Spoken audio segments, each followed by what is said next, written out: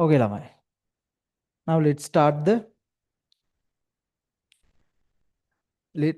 discuss these subcellular and cellular components separately. Of these, right? First, the structures and functions of organelles and other subcellular components. Right.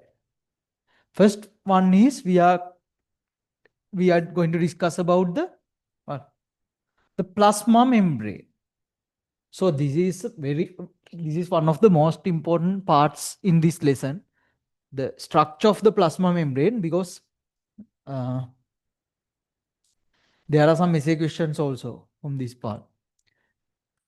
There are some essay questions just mentioning that describe the structure of the plasma membrane. So you should be able to draw the plasma membrane and write down all these points in the question, right? Right.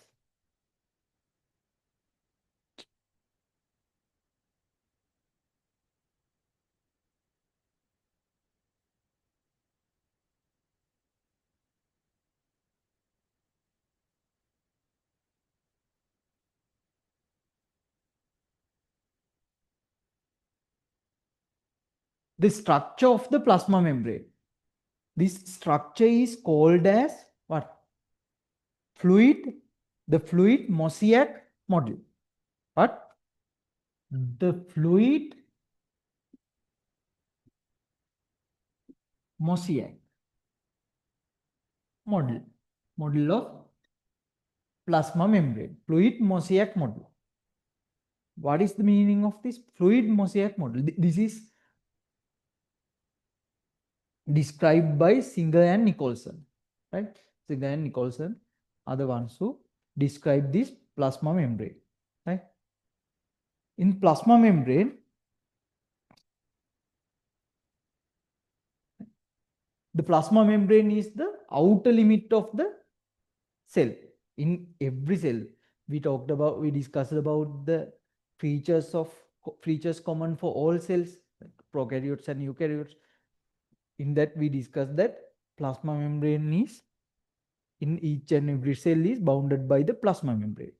It's a selective barrier. So it's the outer limit of the cytoplasm. In animal cells, actually it's the outer limit of the cell. But in plant cells, there's a cell wall outside the plasma membrane. But anyway, plasma membrane is the outer limit of the cytosol, right? Right. Then plasma membrane structure is resembling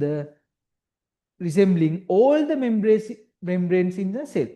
So every membrane in the cell has the same structure as the plasma membrane, right? So in each and every membrane, there's a common structure. That structure is the structure of plasma membrane, right? Then thickness of the plasma membrane is around 7 nanometers. Actually, it's a small, very thin layer of. Actually, it's mainly made of phospholipids, right? In plasma membrane, mainly made of phospholipid bilayer. What's the meaning of phospholipid bilayer? There are 2 layers of phospholipids, right? We discussed about phospholipids in lipids. In phospholipids, what are the actually we are discussing about it again also, right? Anyway, just remember mainly made up of phospholipid bilayer, 2 layers of phospholipids. Then 2 sides of the plasma membrane is different from its composition and function. Why? Because then when there's plasma membrane, it's like this name. This is plasma membrane. This is, if you think this is an animal cell, this is the plasma membrane, and inner side it is the cytosol. Ne? So the composition of cytosol is different. And outer side, it's the extracellular matrix. So the composition of extracellular matrix also different. So the composition of membrane also different from outside and the inside. So the composition of two sides of the membrane is differ from each other. And the functions also different from plasma membrane, outside and inside. Why? The same reason. Inside it is the cytosol. The functions are different. And outside it's extracellular matrix. So the outer membrane, outside of the cell membrane have to interact with the extracellular environment. Inner side of the plasma membrane have to interact with the intracellular components. So for example, the signals, if the let's talk about hormones. If a hormone come to a cell, for the receptors for those hormones, so those signals which are coming from outside should be present in the outside of the cell membrane, right? For the signals or molecules which are coming from outside. So the composition of the outside should be different from the inside. In inside, the plasma membrane is attached to the cytoskeleton of the internal cytosol. Cytoskeleton is there. It's a structure of protein filaments and other things. We will discuss it later. So it is attached to the interior side of the plasma membrane. So its composition and function should be different. So two sides of plasma membrane differ in composition and function. So what you have to remember about plasma membranes? Plasma membrane, it is the outer limit of the cytoplasm, and plasma membrane ultrastructure resembles all cellular membranes. Similar structure in all cellular membranes. Thickness is 7 nanometers, mainly made up of phospholipid bilayer, and the composition and function of two sides of the membranes are different from each other, right? We call this structure as fluid mosaic model. What gives the fluidic nature for the plasma membrane? Fluid mean fluidity. So actually the phospholipids are the ones which give the fluid nature to the plasma membrane. These phospholipid molecules are movable. They can move here and there, right? They are movable. So this movability gives the fluidic nature, right? And the proteins are embedded randomly in the membrane. So this random distribution of proteins, membrane proteins, give the mosaic nature, right? That's why we call it as fluid mosaic model. Fluidity is due to phospholipids. Mosaic nature is due to proteins, which are randomly spread all over the membrane, right? So first we talk about the plasma phospholipids, right? It talks about phospholipids. Phospholipids are a type of lipids. During the discussion of lipids, we discussed about 3 lipids that are important for life. What are they?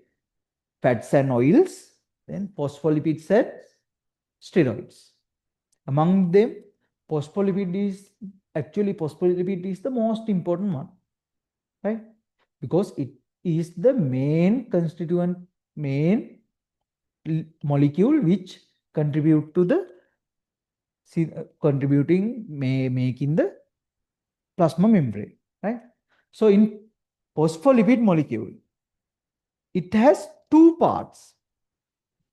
It has a head and it has 2 tails. How does it happen? In the lipid section, we discussed that lipids are made of glycerol and fatty acids. In here, glycerol molecule is only with attached with only two fatty acids, not three fatty acids.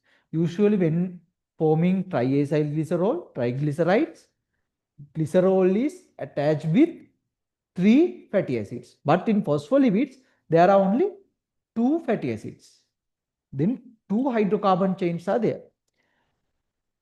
The glycerol is attached with a phosphate group here. Without attaching to the third fatty acid, it attached to the phosphate group, right? This phosphate group might contain some polar or negatively charged or charged molecule like choline, example choline.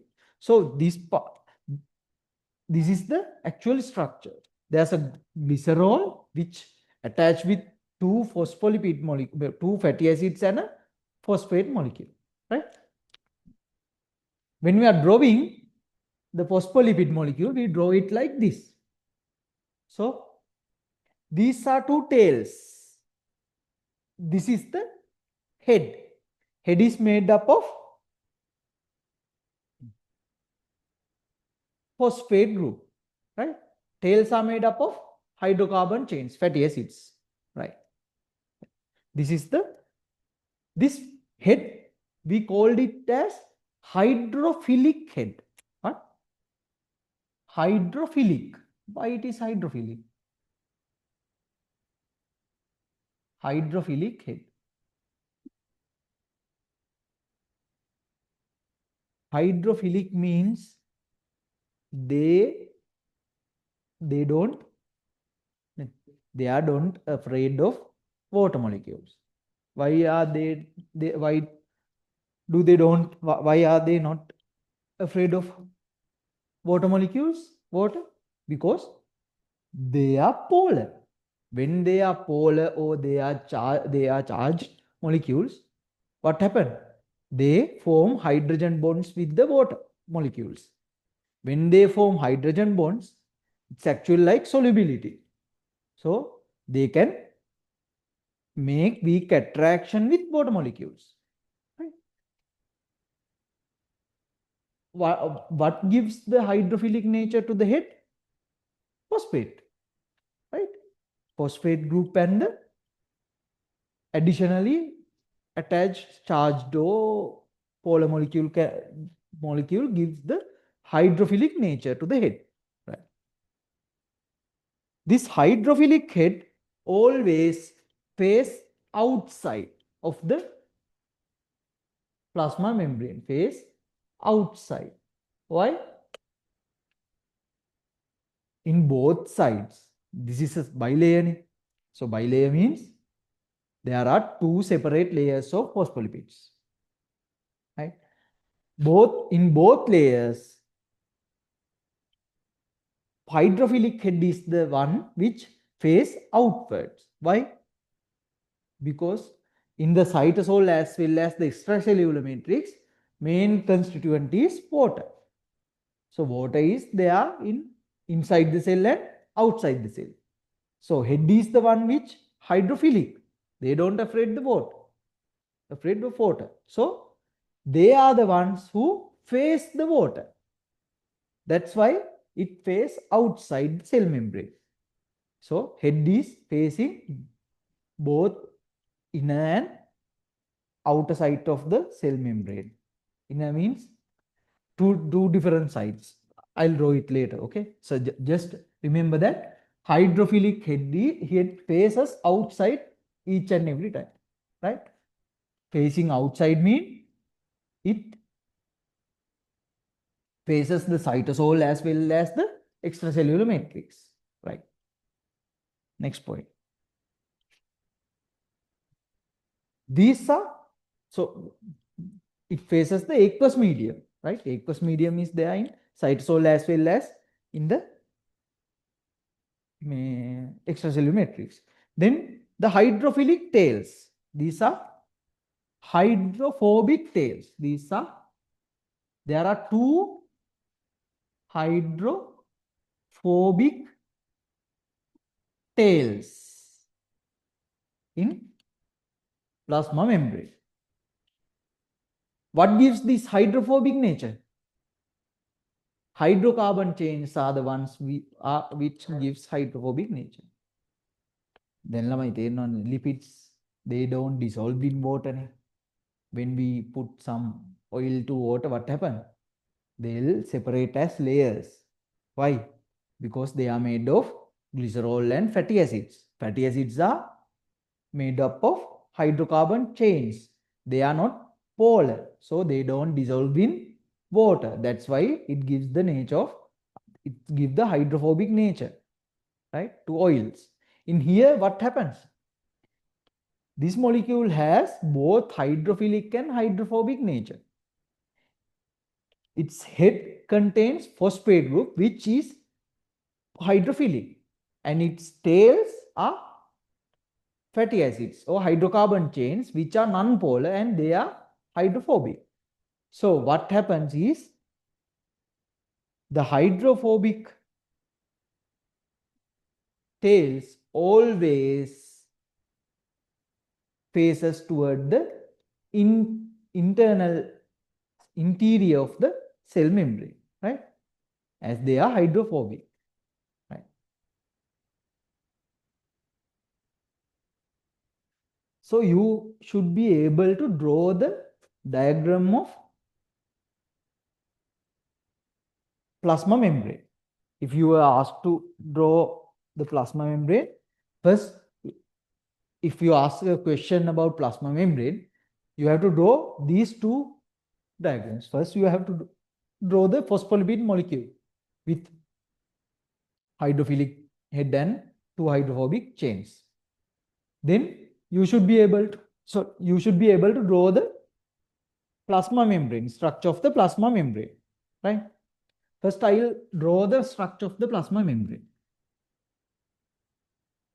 So it's mainly made up of phospholipid bilayer. That means here there are phospholipids molecules which arranged in two layers. So if we think this is the extracellular matrix, extracellular site, extracellular, this is extracellular region, and extracellular site, this is intracellular site, right?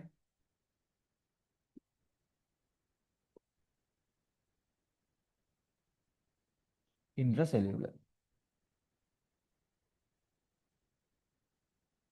extracellular and intracellular sites, right? So it is made up of phospholipid bilayer. When extracellular site, it's aqueous medium. So what should be facing the extracellular site? Head of the phospholipids. Phospholipid bilayer head. These are the heads.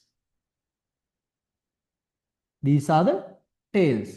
Tails are facing the interior side of the phospholipid bilayer. And there should be another layer of phospholipids. In here, it also faces the head is the one which faces the intracellular side of the membrane. So there should be like this. Should be like this. This is the phospholipid bilayer, right? This is phospholipid bilayer, right? Always head faces outward, tails faces inward, right? Then these phospholipid molecules are movable, right? These phospholipid molecules doesn't stay like this. They'll move here and there, but always facing head outside and tails inside. They move like that. So that's the reason for the fluidity of the membrane. So as the phospholipids are movable, it gives a fluidity. It gives fluidity to the cell membrane, right? Then there are proteins which embedded randomly in the cell membrane, right? This random distribution of proteins lead to the mosaic nature of the plasma membrane, right? There are two types of proteins: integral proteins and peripheral proteins. There are two types of proteins: integral proteins and peripheral. There are two types of proteins: integral proteins and peripheral proteins.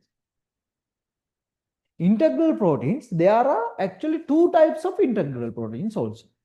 Some integral proteins run through the membrane, run all the way through the membrane, right? Like this. This is an integral protein.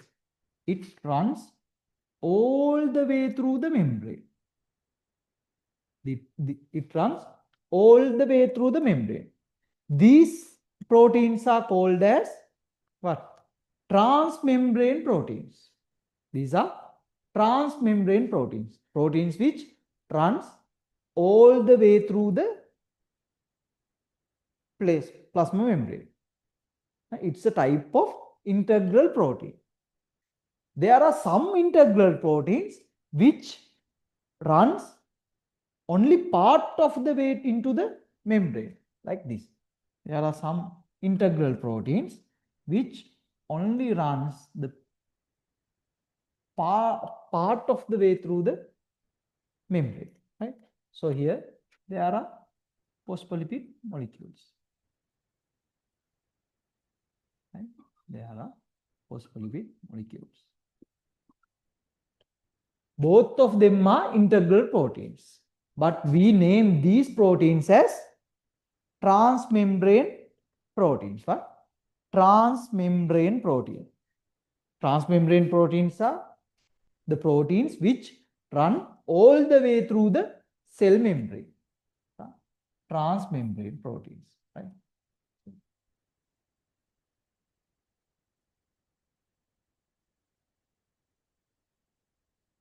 Right.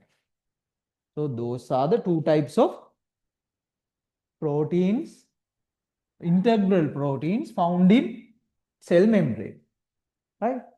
I told you that there are two types of proteins.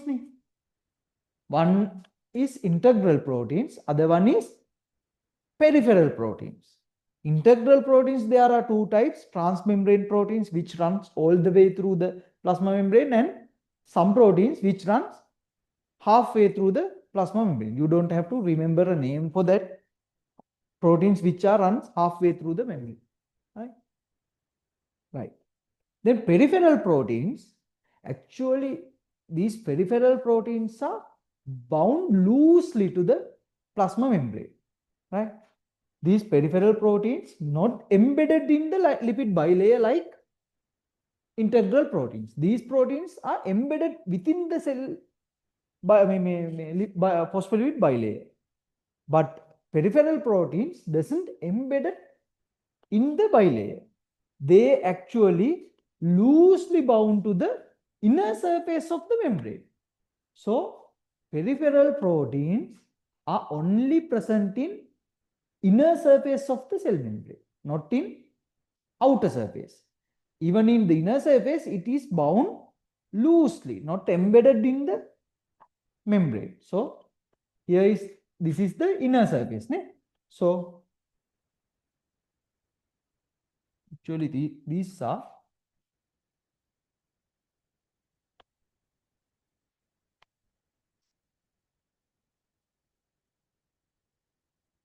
here. There are some more. I'll draw some more phospholipid molecules. These are some phospholipid molecules, right? So these peripheral proteins loosely bound to the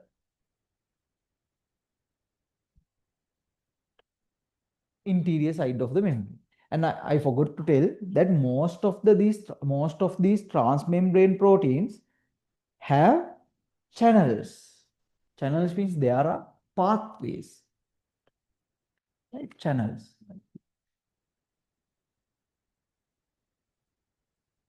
So channels, right? These are channels. Most of the transmembrane proteins have channels, right? These channels are hydrophilic channels. Hydrophilic means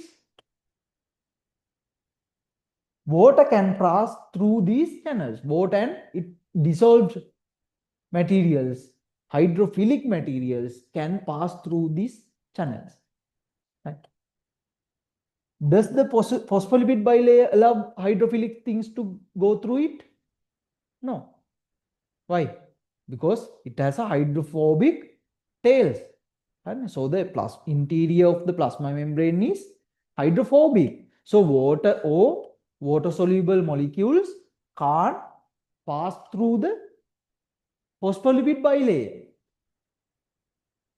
So that's why these proteins contains hydrophilic channels, which give the pathway for the water and water dissolved molecules to cross the cell membrane.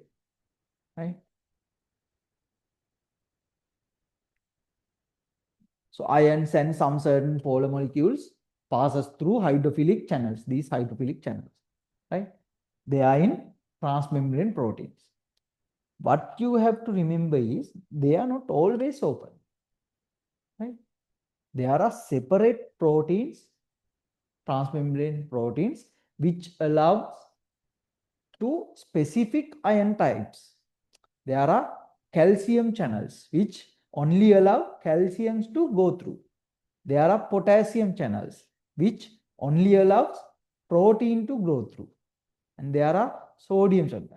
Like that, there are several channels, right? Those channels will only allow some materials to go through it, and they are not open always. When they want, they can close the channel. When they want, they can open the channel, right? So they can regulate the hydrophilic things which enter or going out from the cell, right? These trans we'll discuss about it later, Lama.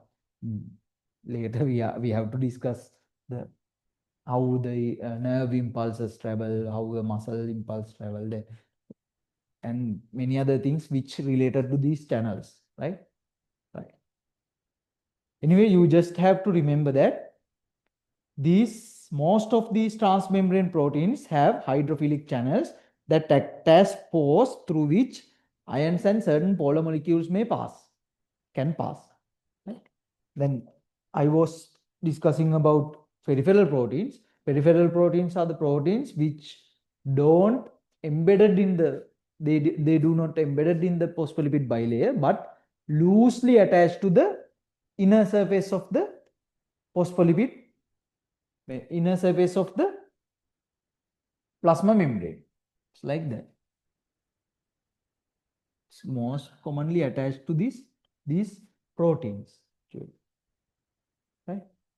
These are peripheral proteins.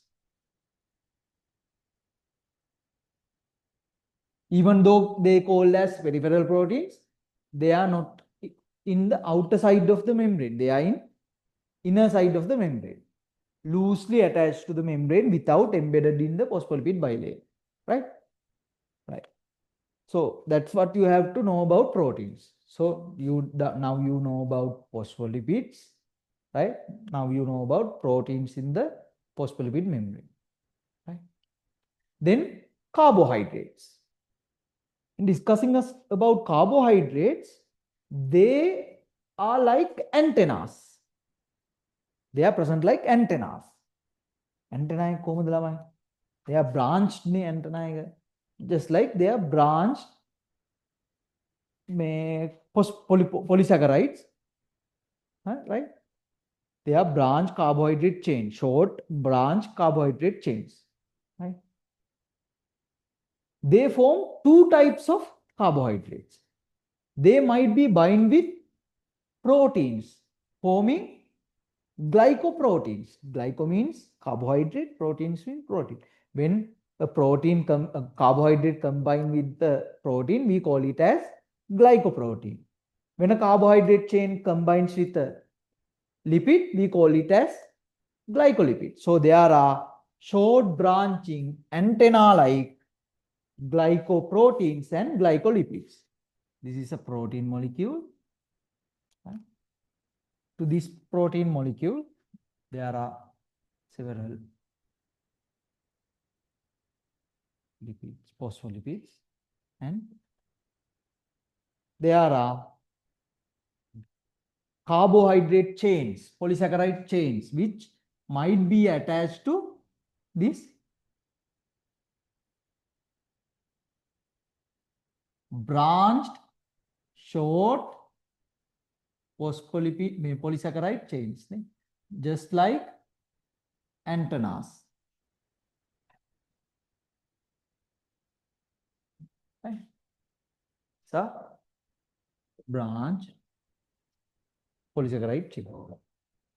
If it is attached to a protein, we call it as these are what? Glycoproteins. If the polysaccharide chain attached to lipid, we call it as glycolipid.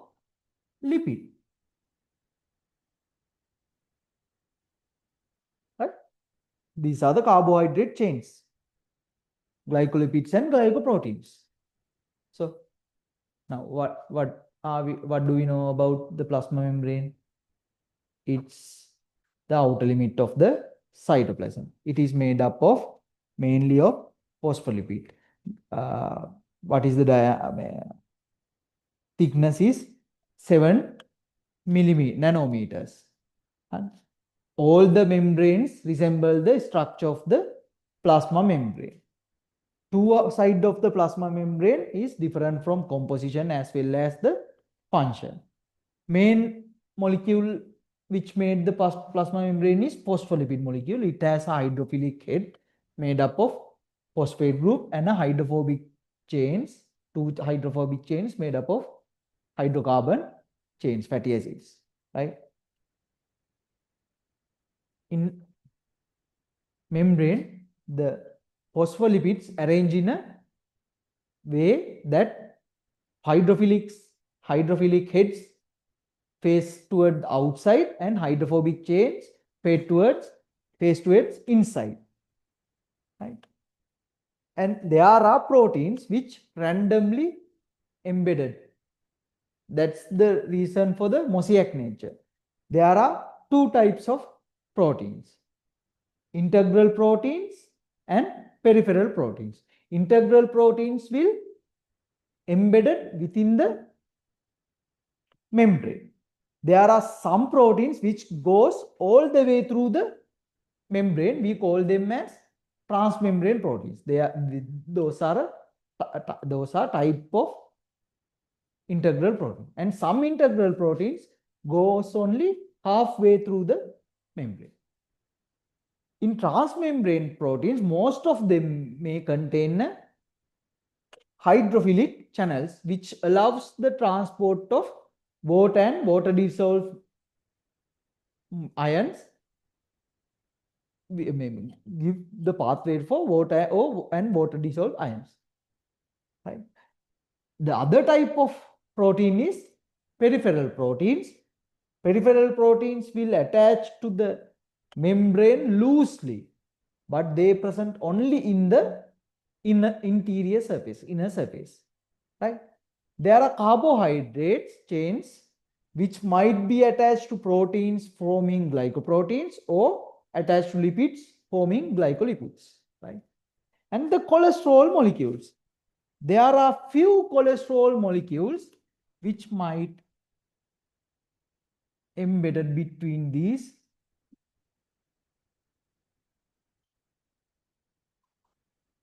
phospholipid molecules, right? These only in, and these cholesterol molecules only present in animal cells. Plant doesn't have cholesterol, right? Plants can't produce cholesterol. So plants doesn't have cholesterols, right? Few cholesterol molecules randomly integrated into lipid bilayer. These phospholipid molecules randomly integrate into phospholipid bilayer.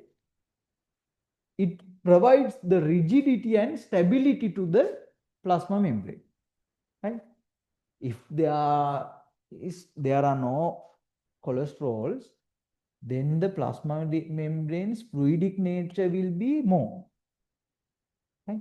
So due to these cholesterols, it gives rigidity and a stability to the plasma membrane, right? So if you ask a question about plasma membrane, this is what you have to draw and just explain it, right? පුළුවන් නේ ළමයි. අමාරු නෑ නේ lazy නේ. This is the structure of plasma membrane. So if a question asks, you have to first describe the basic features of the plasma membrane, then the phospholipid molecule, then about proteins, then about carbohydrates, and then about cholesterol. That's all. If you go through your this resource book, they don't divide these paragraphs like this. They just give a study paragraph about everything. So you have to categorize it. Actually, the part which describe about these integral proteins and these transmembrane proteins, they stumbled it that I also can't understand what they are telling, right? I have to go through my past medical notes to understand what they are telling in the resource book, right? There are two types. They don't mention, they mentioning that there are two types. They don't mention what is the two types and what are the examples for them. So there are two types: integral proteins and peripheral proteins. Integral proteins, there are two types which go through all the way through the membrane. They are called as transmembrane proteins, and some go part way through the membrane. They don't give a name for them, right? And the other one is the peripheral protein, right? These peripheral, okay. Then we have to discuss about the function of the plasma membrane. Functions of the plasma membrane. What are the functions of plasma membrane? Plasma membrane surrounds the cytoplasm of living cells. So it surrounds the cytoplasm. So it's physically separating the internal structures, internal environment, and the external environment of the cell, right? So it physically separating intracellular component from the extracellular component, right? The first function, separating the intracellular component from extracellular component by lining the cytoplasm, right? Then they regulate the exchange of material need for survival. This membrane is selectively permeable. What is the meaning of selectively permeable? They allow some molecules to pass through it and doesn't allow some molecules to pass through it. And if they want, they allow them to pass through, right? There are some molecules which can freely pass through the plasma membrane. They don't need anything. They can go through this bilayer, right? And there are some molecules which can't go through this bilayer. But if the cell won't, they'll open these channels and let them go through it. So they regulate what comes in and what goes out from the cell. So cell membrane is the one which regulate the things which enters the cell and which goes out from the cell. So this is a selectively permeable. They are the one who decide whether it is permeable or not, right? Selectively permeable, right? Then it helps to maintain the shape of the cell, right?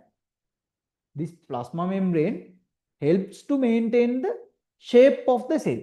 This plasma membrane is attached to the cytoskeletal fibers of the cell. There are inside the cell, interior surface of the cell, interior surface of the cell, there are cytoskeleton, right? Made up of proteins. It's like that. When you are putting a slab, what we do? We what's that called? Settling or something. We put some bars, like they are all over the way, so they keep the slab, the hold the slab, like that. There are protein filaments all over the cytoplasm, which give the strengthening to the cytoplasm, and these are called as cytoskeletal, right? Cytoskeletal. That cytoskeletal is the one. So that cytoskeletal is attached to the interior side of the plasma membrane, right? Here, then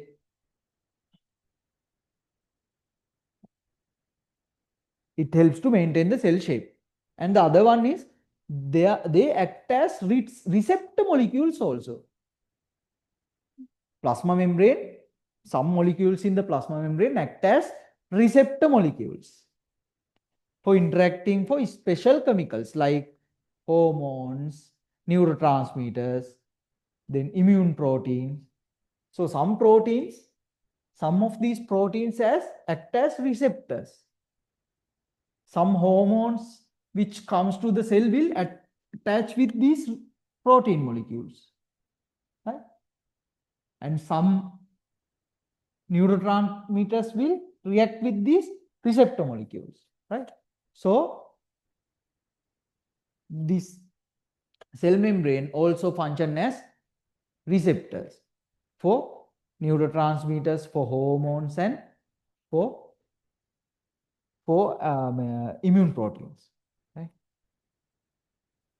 So we know main first one is functions. First function is it separate the intracellular matrix from the extracellular matrix by lining the surrounding the cytoplasm. Then second one is it regulate what comes in and what goes out of the cell, selectively permeable. Then these proteins doing separate functions, and these proteins have separate functions. Some proteins involve in cell recognition. Some proteins are involved in cell recognition. What is the meaning of cell recognition? Identify the other cells, adjacent cells, right? Some proteins identify cells, enabling nearby cells to communicate with each other. So one cell membrane is here. Where the other cell membrane? Here, there's the other cell membrane of another cell. So some proteins in this cell membrane interact with proteins in other cell membranes, right? Involving cell recognition. They identify the other cells, nearby cells, and communicate with them, right? We'll discuss about these simple cell recognitions and other things in separate parts, in separate units. We have to discuss about this. Just remember that some proteins are functioning as proteins which identify other cells, right? And some proteins act as receptor molecules for hormones, neurotransmitters, or immune proteins. And some proteins helps to maintain the shape of the cell by attaching to cytoskeleton. And some proteins act as enzymes also. Some proteins act as enzymes. Not all the proteins. Some proteins, especially when thinking about the cell membrane of small intestine. The small intestine also is lined by cells. Everywhere there are cells. In small intestine, it's lined by cells. Those cells in the cell membrane, they contain proteins which are enzymes. Right? So, microvillus of epithelial cell lining of some part of the gut contain digestive enzymes in their surface membrane. Right? They contain digestive enzymes in the surface membrane. Where are they? In lining cells of gut. Right? Small proteins. Enzymes are proteins. There are some proteins, enzymes. What will do the enzyme? What enzymes do? They'll catalyze the reactions. They'll speed up the reaction. So if there's like, for example, if there's amylase is a protein. If it is bound to the cell membrane of the cell, what happens? In the extracellular matrix, if there is polysaccharides like starch, it will be converted to maltose by amylase. It will increase the rate of that reaction. That's what happened, right? So those are the functions of plasma membrane. Lamai, then you should know that when you are trying to make a short note or mind map for something, so for chemistry also you can make mind maps by your own with these blanks. Then you just have to go through these mind maps. Always try to categorize the points. Then it is easy to remember. Right? If it is categorized, it's way more easy to remember than when it is in a paragraph. So in here, the functions I categorize to 3 groups. First one is due to the plasma membrane, it lines the cytoplasm, so it separates the extracellular and intracellular environments. That was the first one. Then the second one was it regulates the exchange of materials. It's a selective barrier. That was the second point. Third point, I separately mention what? Functions of proteins of the cell membrane. There are proteins of cell membranes have 4 separate functions. Right? They are, what are they? Involved in cell recognition, act as receptor molecules and maintain shape of cell and act as enzymes. Right? So try to categorize the functions like that. Right? This is the note nilamai. Note I mentioned all together, but in short note and mind map, I put it in flow charts. Then the flow chart is like that. Actually, there are 3 functions. One is separating extracellular matrix from extracellular environment from intercellular environment. Second one is act as a selective barrier. It let things come in and go out. Then the functions of proteins. Proteins have 4 functions. They act for cell they need for cell recognition. They act as receptor molecules. They give the help to maintain the shape of the cell by attaching to cytoskeleton. And some proteins sometimes there are enzymes. So the importance of mind map is that. So you know, even though you can't remember the point, at least you know there's a point for the exam. I missed this point. කියලා හරි you can remember there are 3 points which there are when you are writing function of cell membrane there are 3 points at least you will remember that නේ ඒක හරි සතුටුයි නේ ළමයි ආදිනම ගානේ point මෙච්චරක් තිබ්බා කියලා හරි මතකයි හරි එහෙම වෙන්නේ මොනවද if you not go through this mind map each and every day and you will go through it for some duration and you will gain it in the memory ne? But if you didn't go through it, if you don't go through it at least once a month, once a week, what happens? They'll vanish from your brain and you will remember that there are these points. What are the points? Sorry, so you have to go through this mind map each and every day. Very difficult. Load එක වැඩි දැන් ඔයගොල්ලන්ට තේරෙන්නේ එන්න load එක වැඩි වෙනවා. හරිනේ දැන් ගිය සතියේ මයින්ඩ් මැප් එක through යන්න ගිය වෙලාව නෙමෙයි next week එකේ මයින්ඩ් මැප් එක through යන්න යද්දි යන වෙලාව. හරිනේ? But you have to find the time and go through it. It's way more easier than memorizing those things again. Just try not to forget. ඒක තමයි මැජික් ප්ලෑන් එක ඒක. අමතක කරන්න එපා. අමතක වෙන්න නම් දෙන්නවත් එපා. හරිද? Right. Now then we have to discuss about the subcellular components of the cell. Subcellular components. Right. Actually, the plasma membrane is not a subcellular component. Why? Subcellular components mean the components which are embedded in the cytosol. Does plasma membrane is embedded in the cytosol? No. It's a structure of a cell. It's a separate structure. It's not a subcellular component. It's a separate structure. Right? Separate part. Plasma membrane. Right? Now we have to talk about subcellular components. Right?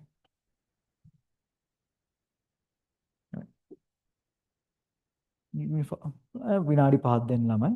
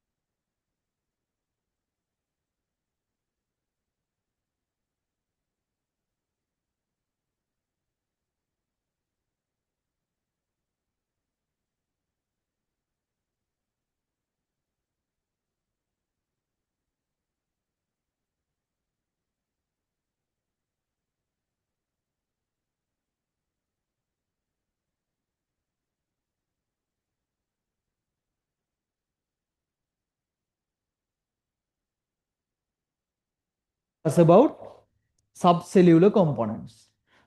The first, I have sent you the note, theory note of the complete theory note of the part 2 of unit 2. So unit 2, I divided into three parts. Actually, they don't divide it into three parts in the resource book. I divided into three parts. Right? First part is the molecular basis. Unit 2. First part is molecular basis. Right? Molecular basis. Right? We discussed it. The second part is the cell. Microscopes, cell subcellular components and cell subcellular components and cell extracellular components and cell division. That will be in the second part. Third part will be there are few things. First one, energy consumption, ATP. We have to discuss about ATP a bit. Then discuss about enzymes. Then photosynthesis. Then cellular respiration. This is unit 2. Right? Now, in last note in unit 1, there were few mistakes, Lamai. Wait, what are those? There are few mistakes in printing.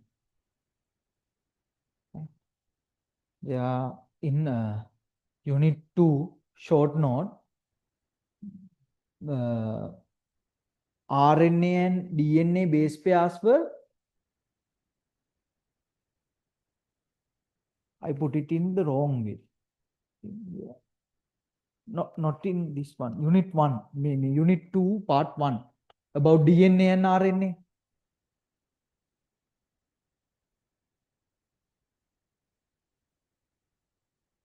Right? There are DNA and RNA. So, RNA, I put it as A and T, the nitrogen bases. Right? DNA, I put it as A and U. Actually, it should be other way around. In short note, in the short note, theory note, I put it in the right way. In the short note,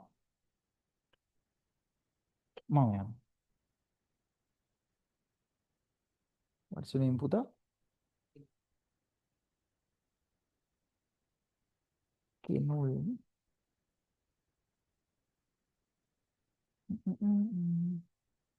Yeah, right.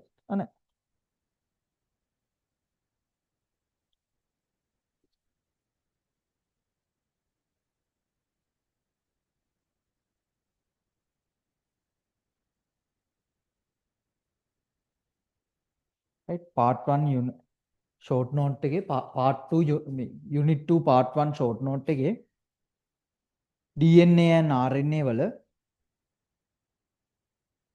DNA and RNA වල in DNA there are nitrogen. What are the nitrogenous bases present in DNA? A and U. A and T. A and T. There's a double bond between A and T. In RNA, there's a double bond between A and U. Right? And there was another mistake.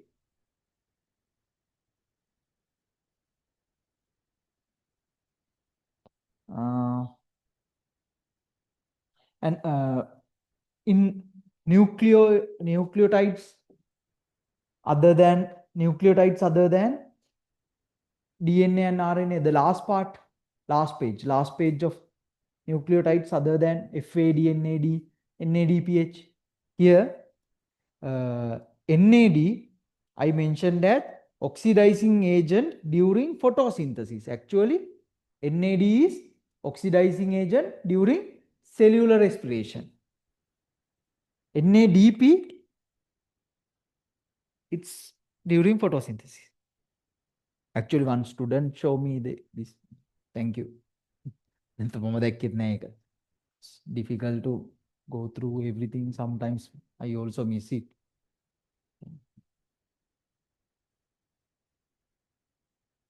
And right. Okay. Now we have done this part. We are trying to finish this part. Right. Then the first subcellular component is the main subcellular component, the nucleus. Right.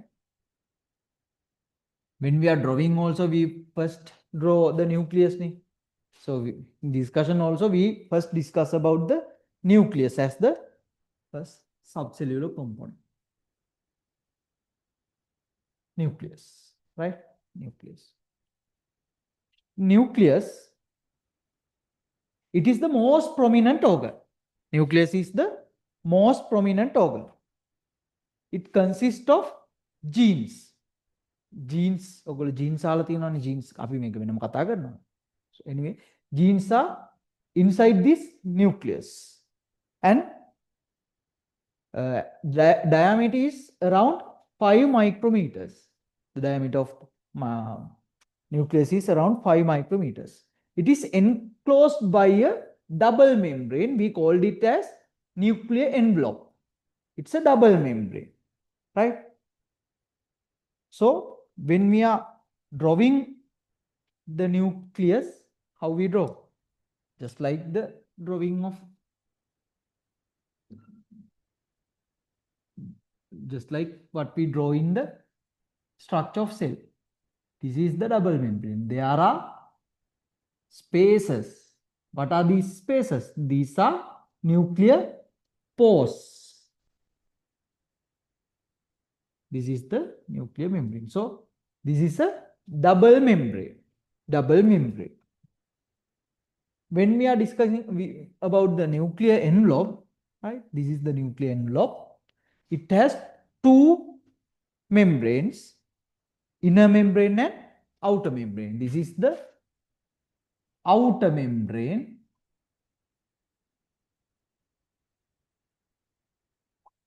This is the inner membrane.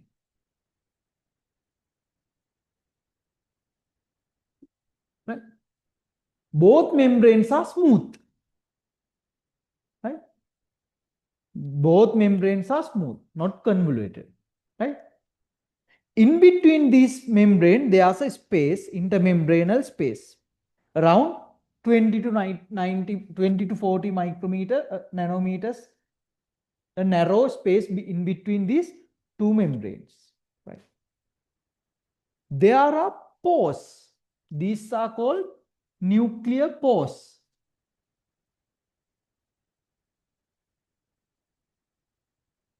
Nuclear pores. Actually, they perforate the nuclear membrane.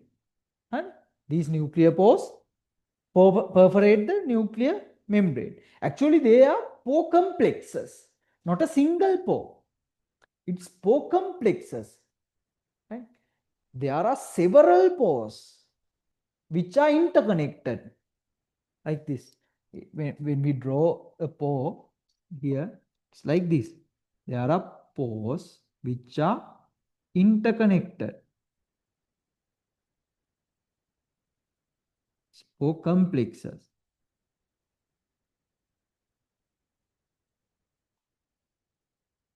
It's pore complexes. The things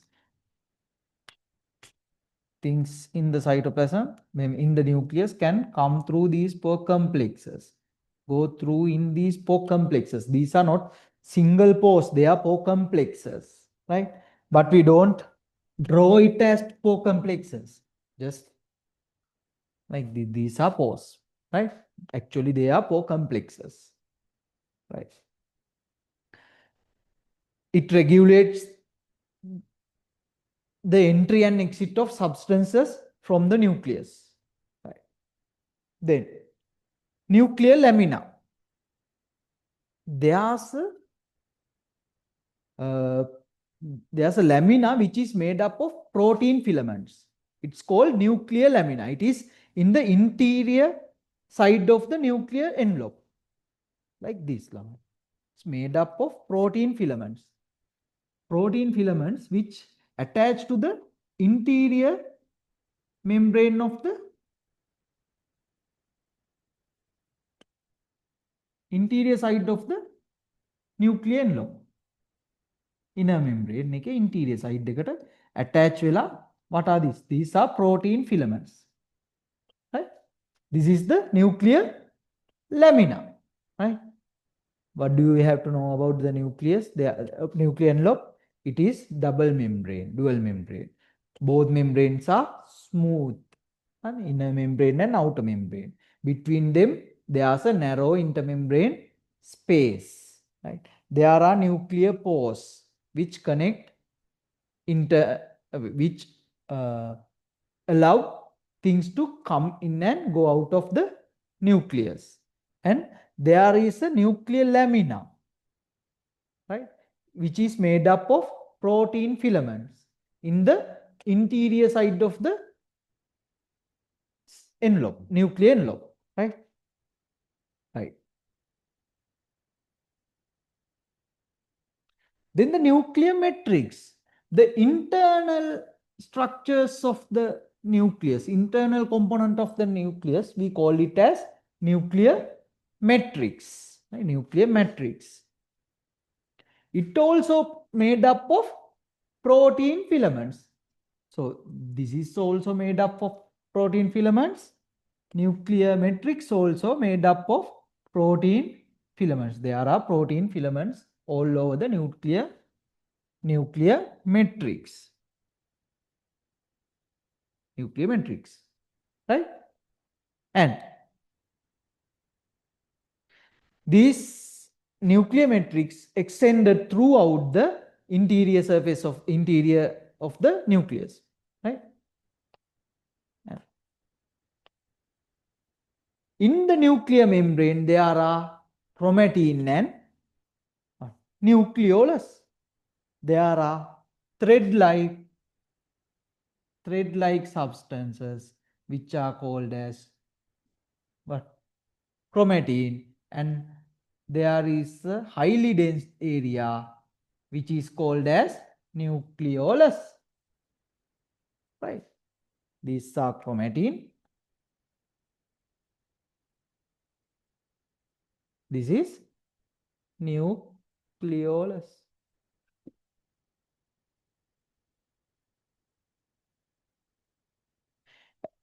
Nucleolus is actually appears as a darkly stained granules with fibers. Right? Then chromatin, they are thread-like. Chromatin are thread-like complexes of DNA and proteins.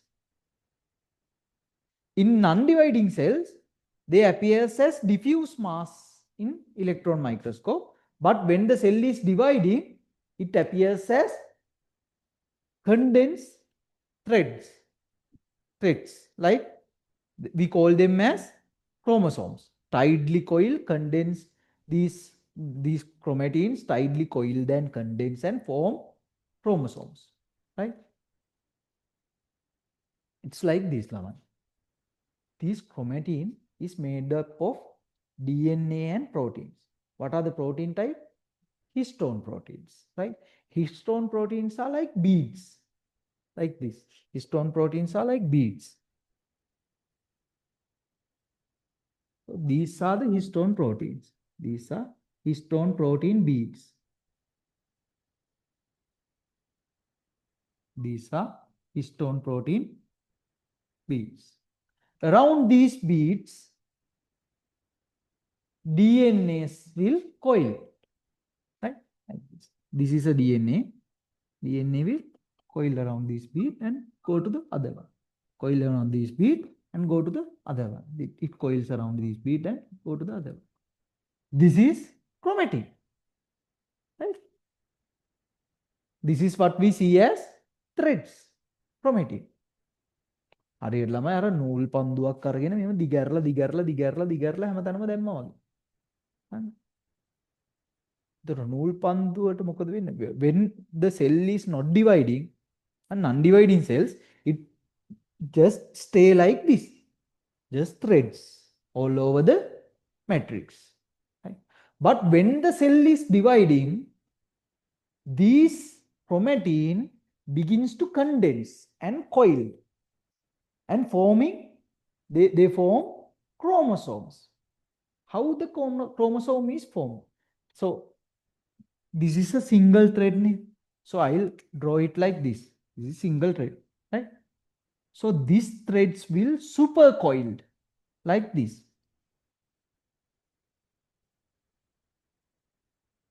Right? This is super coil threads. Threads will super coil like this. Right? What happened? Will condense. Then like I'll draw like this. This is super coiled threads. What happened? Will coiled again. මේක හරියට මදින්නම් ගෝගොල්ලන්ට තේරෙන්නේ. We will discuss this about this again also in separate lessons or DNA when we are discussing about genes and other things. What happened is these are the coiled threads, right? And these thread I draw as a single line. Okay. Actually, this single line is what? These double lines. Right? These threads will again coil like this.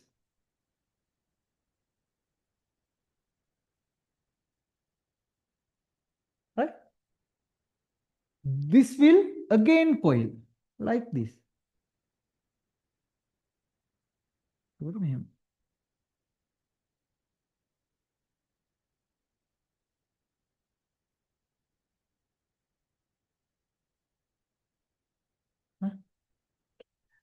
When dividing cells, what we see is this.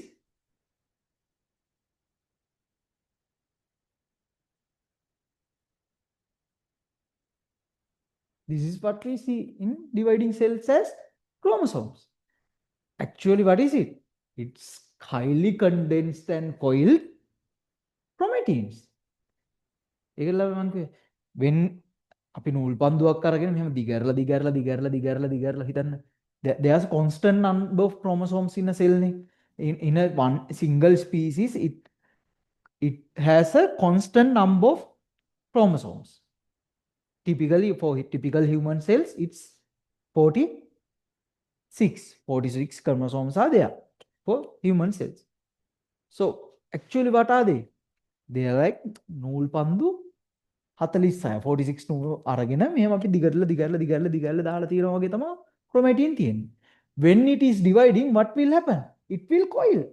And we can see it as separate 46 chromosomes. When it is non-dividing, it's loose. Then we can't identify as separate chromosomes. It just threads all over the nucleus. When the cell is dividing, it begins to coil around. Then we can see separate 46 chromosomes. Can you understand?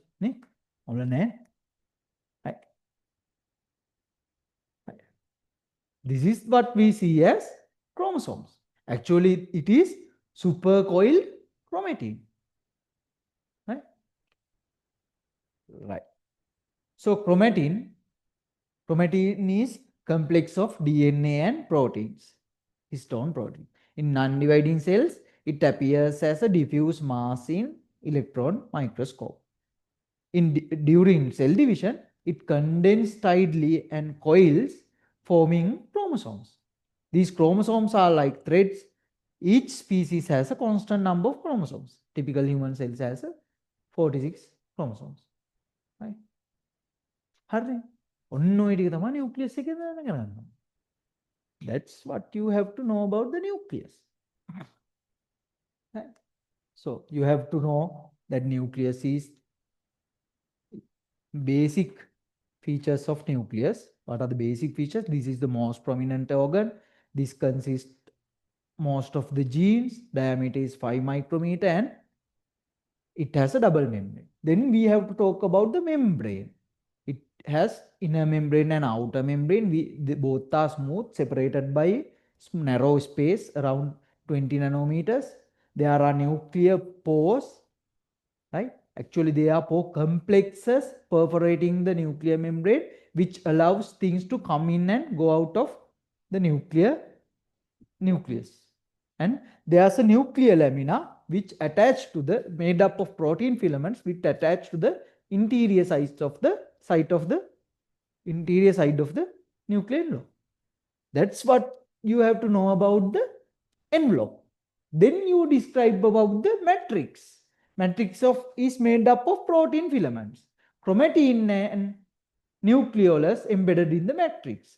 Nucleolus is actually, it appears as a highly dense area in highly darkly stained area in the nucleolus. Then you have to say few things about these chromatins. Chromatins are made up of proteins and DNA. They loosely, when in non-dividing cells, it appears as diffuse mass. But in dividing cells, they will coil forming, condense and coil forming chromosomes. In the number of chromosomes are specific to the species. For human, it's 46. Then you have to tell, that's what you have to tell about the nucleus. Then you have to tell about functions of the nucleus. What are the functions of the nucleus? First one, this is the control center. This is the head office of the cell. It controls everything in the cell. So this is the control center of the cell. Control all cell activities. Right?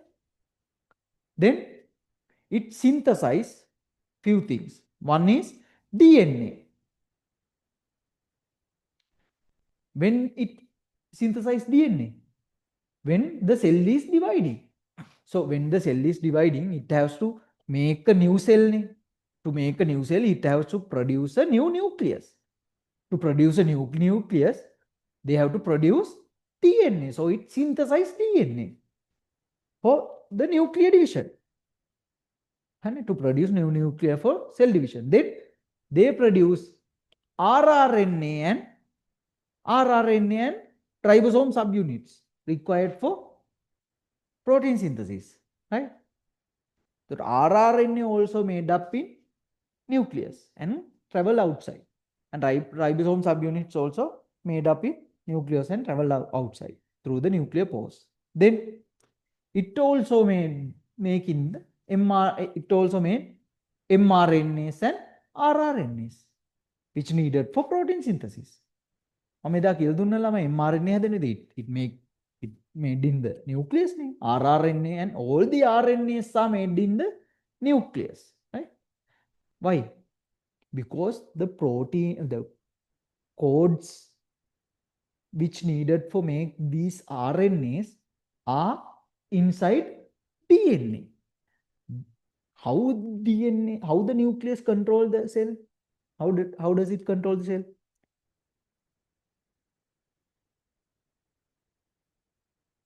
What actually, how the cell function is, cell functions through proteins. Cell is functioning through proteins. When the cell need to do something, they synthesize specific protein needed for that function. Actually, mainly cell is functioning through proteins, right? When cell need something like this, if the cell need the enzyme, right? Cell to do some function, what they have to do? They have to synthesize that enzyme. That enzyme is a protein. So, which gives the command to synthesize protein? Nucleus. How? DNA contains the code needed for protein synthesis. So, only if that DNA part is activated, the cell can synthesize that protein. If the cell need to synthesize protein, the DNA which has the code for that protein have to be activated. Where is that code? In the DNA which is inside the nucleus. So every single thing, every single protein which synthesized by the cell, to start that synthesis, who has to give the signal? The nucleus. Because the DNA have to be activated. And that activated DNA code should be copied by the mRNA. Then mRNA have to go to the cytosol and synthesize that protein and do the function. So that's why we call nucleus is the place where regulate cell functions, right? So control cell activity. So for synthesis proteins, what they have to synthesize?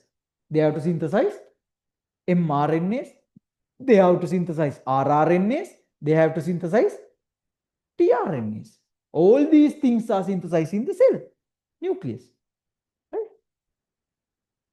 Other thing that they synthesize is DNA for the cell division. To cell division, they have to synthesize DNA. Right? Right.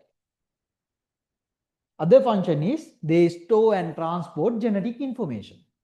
Store and transport genetic information. That's what you have to know about nucleus. So ළමයි දැන් ඔයගොල්ලන්ට තේරෙනවානේ. I describe way more than you need to remember. And you don't need to remember how it happened here, how it control the cell, everything. Right? I just describe it because you can understand it. So by understanding it, it is easy to remember those points. Right? So what you have to do is don't forget those points. Just keep in touch with those points each and every day. Just go through the mind map each and every day.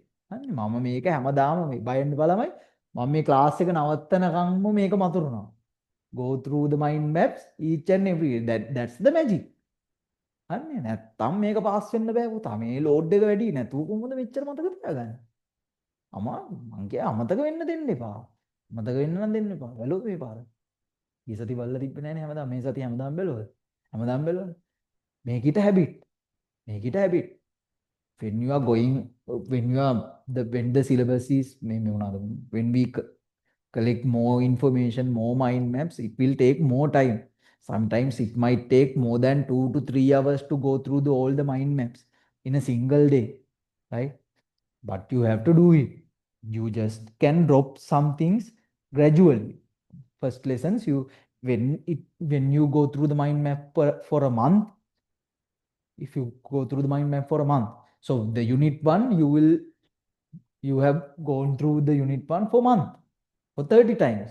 Then you don't have to go through it each and every day. Then you can slowly drop it, right? So some students ask how to make mind maps. So what I do is, first I go through the resource book. Just highlight it. Just highlighting the points.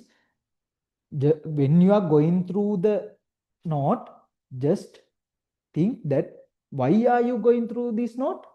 To make a mind map, to make a short note.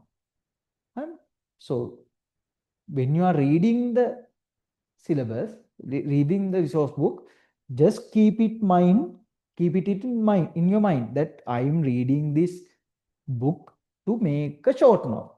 So you highlight the points what should be included in the short note. Take 3 colors or 2 colors of highlights. 1 color for topics and 1 color for subtopics and 1 color for other parts. Like I usually actually here this all the short notes are okay, not the all the short notes are highlighted, right? These are the points which are needed to make the mind map. Then what I do is I make a note, not a short note. Make a note which contains all these points. Make a note. Then I have a separate note from my handwriting, and I try to categorize things in the note as much as possible. Right? Just not writing the copywriting the resource book. Just write it by making groups like that. When we are talking about the nucleus, I made some groups about the envelope, about the nucleus, basic things about nucleus, then about the envelope, then about the matrix, then about the chromatin, then about the nucleus, and so on. Like that, try to categorize, try to put them into groups. Then what you have to do is, you have to make a short note from the note. It should be a flowchart or a mind map. I'm actually telling mind maps, my maps are actually, they are flowcharts. Try to make flowcharts, then you get the whole picture. Right? When you make a flowchart, you get the whole picture. So when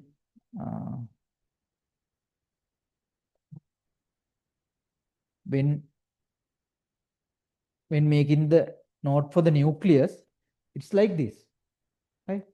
Here it's nucleus, about few things needed for nucleus. Then nuclear envelope. Then what should be there in the nuclear envelope points. Then about nuclear matrix. Then about nucleolus. Then about chromatin. Then about function. That's what there should be. වෙන මොකුත් ඕනේ නැහැ නේ. මේ ටික තිබ්බ කියන්නේ nucleus එක ගැන නෝට් එකක් මේ ක්වෙස්චන් එකක් આવොත් ඔක්කොම පොයින්ට්ස් ටික ලියන්න. Right? After that, after making the short note, actually after making the short note, the flow charts, I make the mind map. Then it's easy. Actually, the hard part is making the short note. What you have to do? Put some spaces here and there, and every point you have to put spaces and give a small hint that you can memorize the point.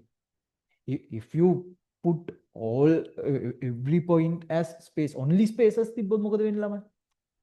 there are no hints to your brain. So you should keep some hints to the brain.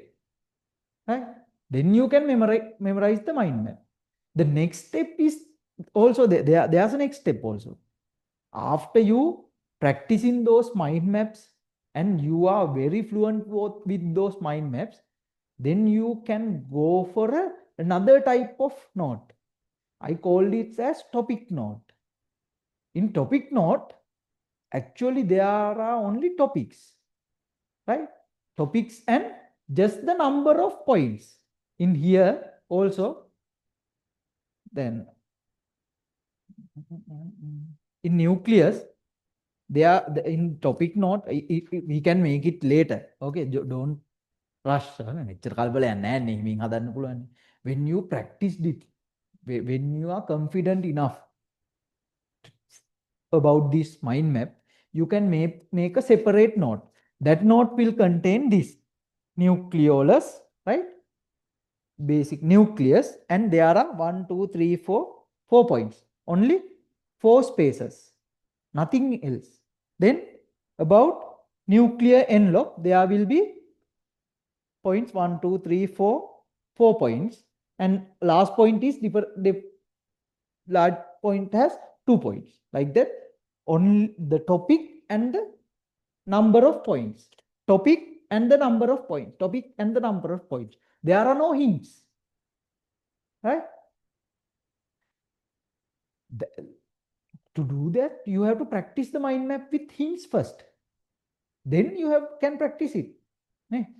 because exam එකේදී ඔයාට hints දෙන්නේ නැහැ ළමයි නේ exam එකේ you have to go memorize everything නේ anyway you will memorize the ඔයාට මතක් වෙනවා ළමයි hints ටික මේ mind map එක through හැමදාම ගියාම it is better if you can remember it without the hints even and without hints just topics and number of points then there's another one also if you are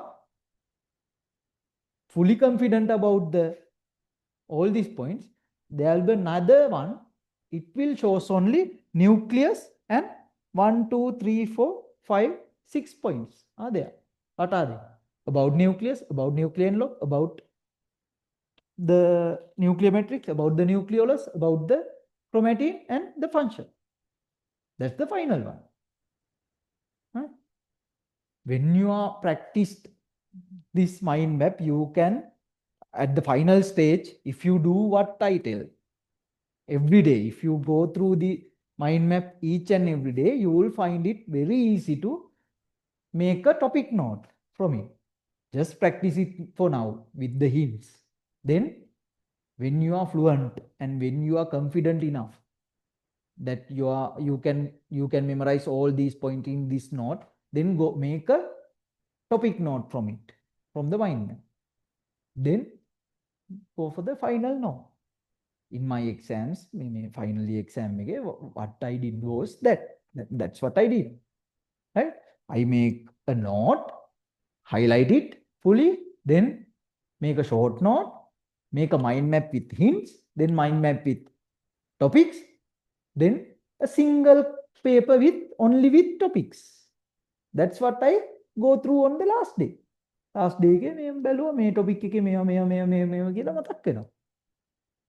For that you have to work hard. You have to go gradually to that stage. And if you want to take the island rank, you can කරන්න පුළුවන්. You are confident enough වෙන්න ඕනේ and you should be disciplined enough to do it every day. හරි? ඔකට දැන් මේකේ ළමයි එක එක ළමයි ඉන්නවනේ. class එකේ. Some are sitting for the exam for first time, right? Some have failed the previous exam and trying to pass the exam this time. Some are trying to anyhow their ambition is to go to medical faculty, do medicine. There are separate types of students. So each and every students can do this thing, right? They can the amount of effort they will put into mind maps will be reflected from the result. And if you want A, you have to go through the mind maps each and every day and make those topic notes and do the things what I have taken. So if you just want a pass, if you just want a pass, so you can just go through those mind maps which I provide you. And you will get a pass easy pass එකක් ගන්න පුළුවන් ළමයි pass වෙන්න nothing මේ mind map ටික නිකන් සතියකට සැරයක් විතරක් බල බල ගියත් ඇති class එකේ හිටියත් ඇති හරි mind map ටික නිකමට බැලුවා නම් ඇති ඉස්සයක් ගන්න එක nothing හරිනේ මම මේ උගන්වන්නේ ඉස්සයක් ගන්න නෙමෙයි there might be some students who had B's or who are planning to go to the medical faculty somehow කොහොම හරි යනවා කියන ඉන්න සෙට් එකක් ඉන්නවා for them this might be a magic. Make the mind maps not only for biology, for chemistry and physics also, mainly chemistry. You can make them for chemistry. Make them with spaces. Go through the mind maps each and every day. Do the MCQs. 1 MCQ per day. That's enough. 1 MCQ per day. That's the initial target. Later we can increase it. 1 MCQ per day. 1 biology MCQ, 1 chemistry MCQ, 1 physics MCQ. You will get A's. If you did for 2 years, you will definitely get a pass and you will get a distinction rank, island rank. If you did this from the beginning, but now it's not the beginning. So just go through them each and every day. Go through them. Don't waste your time and don't miss it. Discipline එක තියාගන්න ළමයි. හරිනේ. Discipline එක තියාගත්තොත් ඔයාට පුළුවන් මේක කරගන්න. මහලොකු දෙයක් නෑ, පාස් වෙන්න ලේසි. S එකක් ගන්න එක නම් nothing ළමයි. බයොලොජි නම් බයොලොජි තමයි easiest subject to take S from science subjects. කොම සයන්ස් සබ්ජෙක්ට් වලින් S එකක් ගන්න ලේසිම බයොලොජි. පාස් වෙන එක නම් ලේසිම. දැන් සමහර ළමයි ඉන්නවා තුනම ෆේල් වෙලා හරි අමාරුවෙන් දැන් මේ පාර පාස් වෙයිද නැද්ද, they can't actually they are pending. Actually they are not decided actually whether to do the exam or not to do the exam. Or I'm telling that it is very easy to pass. Biology is easy to pass. Just go through these mind maps. If you fully don't know the fully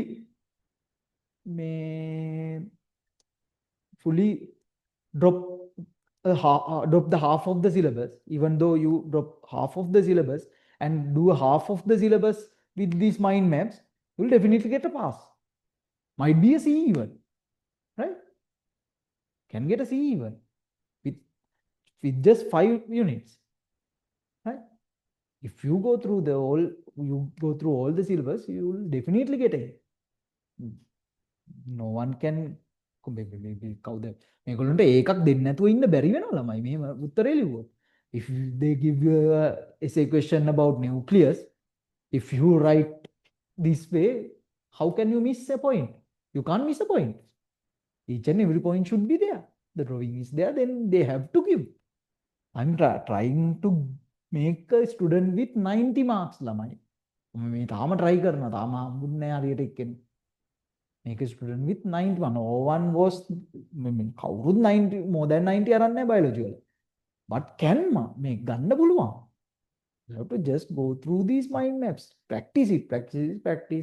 The thing is, when you are starting the A levels, you are not willing to ask what we are telling. That's what නේ. You wait එක කරලා වැඩක් තියනවාද? ඕක කරලා හරියයිද? පණ්ඩිතයින් ළමයි. When you are stepping to A level, all of you are most of you had good results for O level නේ. So you think that අපි medicine තමයි වගේ තමයි A level එන්නේ.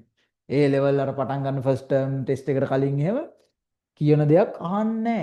මේගොල්ලෝ කිව්වා දැන් මම points දුන්නම සමහරලාට මේ point මදිනේ මේ මෙච්චර ඉගෙනගෙන ඇතිද?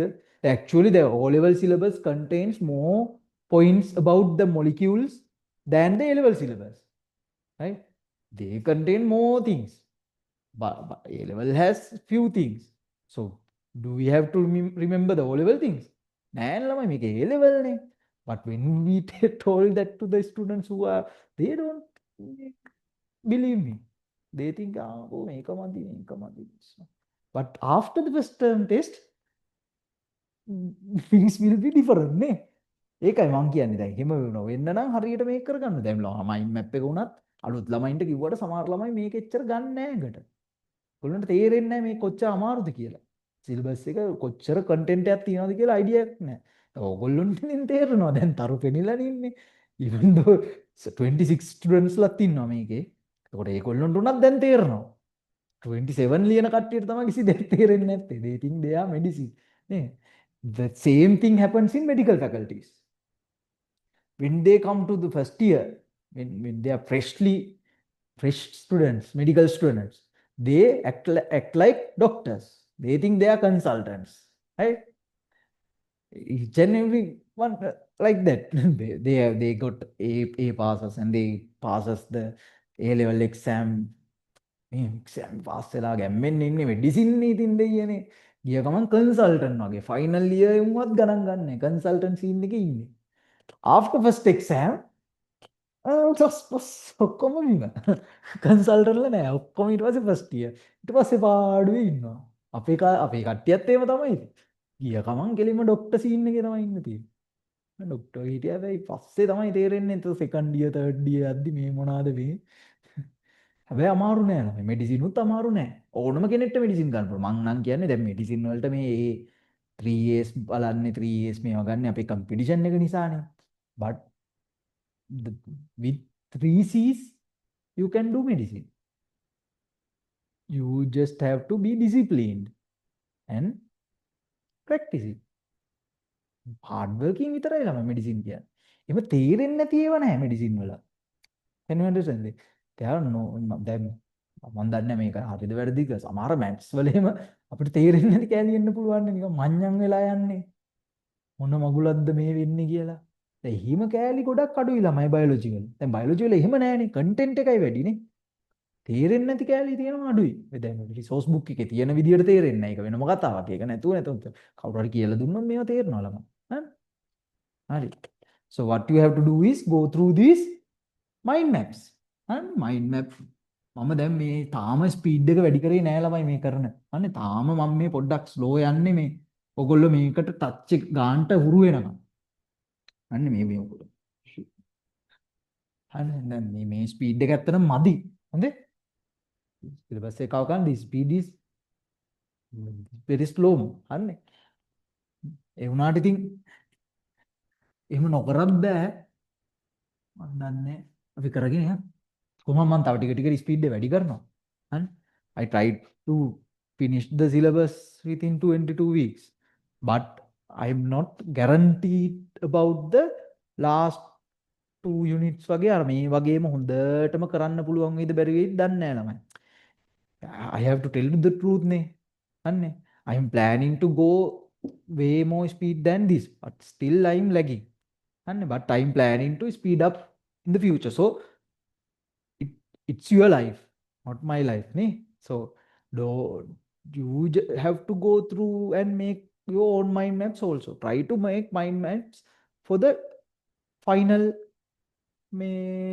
lessons. Try it. Just try it.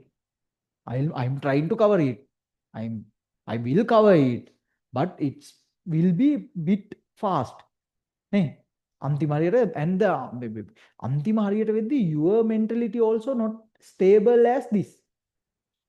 Some can work more, but some can't memorize everything that goes in due to the stress. Stress එකක් එනවා ළමයි. Stress should be there. Without stress you won't work. But over stress make your capabilities less. නේ? ඒකින්ද you should be stressed a bit. දැන් stress වෙන්න. දැන් stress වුණාට අවුලක් නැහැ. තව මාස 4ක් තියෙනවා. දැන් ස්ට්‍රෙස් වෙලා වැඩ කරා. එතකොට ඔයාට අන්තිම හරිය වෙද්දි ස්ට්‍රෙස් නැතුව ඉන්න පුළුවන් ගේ ටිකක්. ලාවට ස්ට්‍රෙස් එකේ. පොඩි ස්ට්‍රෙස් එකක් තියෙනවා. ඉතින් එක්සෑම් යන්නේ. හරි. එතකොට ඒකින්ද මේ අන්තිම කාලෙ වෙද්දි කට්ටියට තේරෙන්න ප්‍රමාණ පොඩ්ඩක් එහෙට මෙහෙට වෙන්න පුළුවන්. ඉතින් මේ අන්තිම යුනිට්ස් දැම්ම චුට්ටක් අඩුම ගානේ කියවලා හරි තියන්න. රිසෝස් බුක් එකේ කියවලා highlight කරලා හරි තිබ්බොත් ඔයාට අයිඩියා එකක් තියෙනවනේ. හරි. කරගන්න. හරි. next part. නෑ අන්තිම යුනිට් එකම මම කියන්නේ. අන්තිම යුනිට් එක අන්තිම යුනිට් දෙක වගේ නිකමට බලාගෙන යන්න. යුනිට් එකම. යුනිට් එකම කරනවා මම කියන්නේ. එතකොට අර ටච් එක තියෙනවානේ. එතකොට ඔයා දන්න දේනේ ආයි ටච් වෙන්නේ. එතකොට පොඩි ටච් එකක් තියෙනවානේ. එතකොට ඔළුවට යයි. නැත්තම් අන්තිම කාලේ වෙනකොට ඔයගොල්ලෝගේ ස්ට්‍රෙස් එකත් එක්ක ඒ යුනිට්ස් මම කියලා දුන්නත් ඔළුවට යන්න තියෙන chance එක පොඩ්ඩක් එහෙට මෙහෙට එන්න පුළුවන්. මට එමයි කියලා දැන් මේ ඉවර කරන්න බෑනේ ඒවා. දන්නවනේ මේ. යන ස්පීඩ් එක මේක ලොකු ස්පීඩ් එකකින් යන්නේ. මම ක්ලාස් එක උදේ 9 ඉඳන් 3 වෙනකම්ම කරලා ආයි රැටත් නයිට් එක MCQ එකක් දාන්න ඒකයි ළමයි. නැත්තම් මේක ඉවර කරන්න බෑනේ. හරි. හරි. right then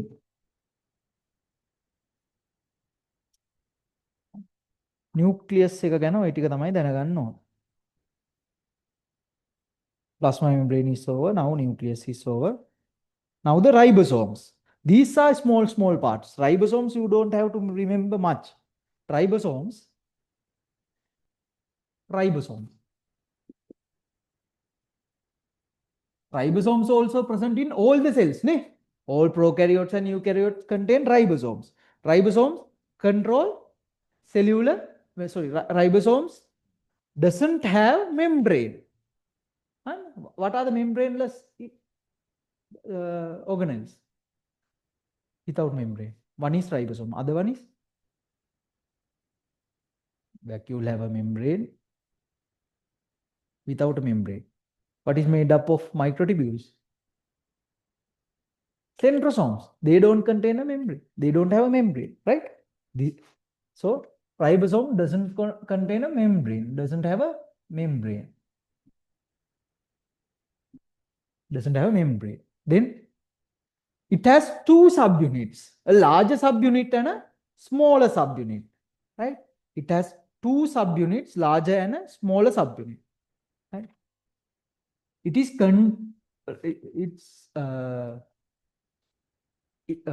these subunits are made up of RNA and proteins, rRNA and proteins, right? So where these rRNA are made? In the nucleus. rRNA and proteins which needed for the ribosomes are made in nucleus. It has a complex structure. It has this is proteins and rRNA. This is small subunit. This is large subunit. It's like this. It doesn't have a membrane. It's complex, made up of proteins and rRNA. So you can draw it like this: small subunit, large subunit, but doesn't contain a membrane, right? Right. Composed of rRNA and proteins. There are two types. One is 70S. 70S ribosomes, and other one is 80S ribosomes. 70S and 80S. 70S is smaller. 80S is larger. 70S ribosomes are smaller. 80S ribosomes are larger. 70S ribosomes, you have to remember the places where 70S ribosomes and 80S ribosomes are present. 70S ribosomes are in three places. First one is in prokaryotic cells. In prokaryotic cells, 70S ribosomes are freely in the cytosol. There are free 70S ribosomes in the cytosol. And then prokaryote cytosol.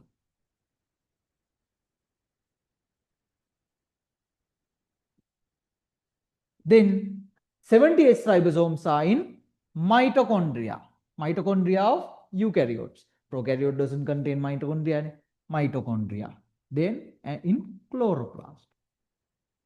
Right? මතකද ළමයි මම කිව්වා that mitochondria and they are in evolution. Scientists think that mitochondria and chloroplast are actually prokaryotic cells. They are prokaryotes which do cellular respiration and which do photosynthesis. What happened was eukaryotic cell engulfed that prokaryotic cell. Right? Mitochondria and chloroplast. Just a theory. So what is the similarities of mitochondria, chloroplast and prokaryotic cells?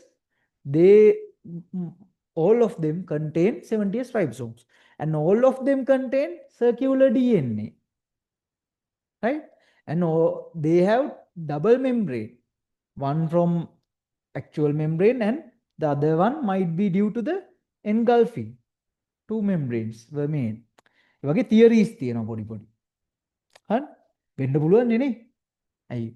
එක membrane එකකින් කොහමද? This is eukaryotic cell. This is the chloroplast. What happens when it's engulf it? Then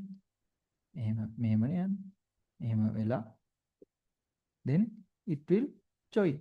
What happens? It make a separate membrane. ඒ වගේ එකක් evolution එකේදී වෙන්නේ නැති කියලා හිතනවා.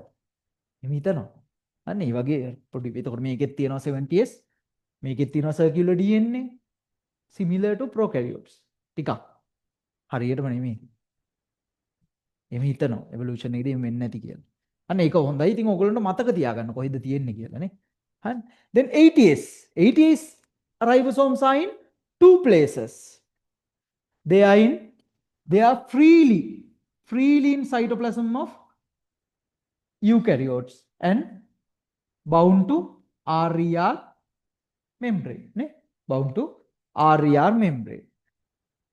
In freely, when they are freely, they are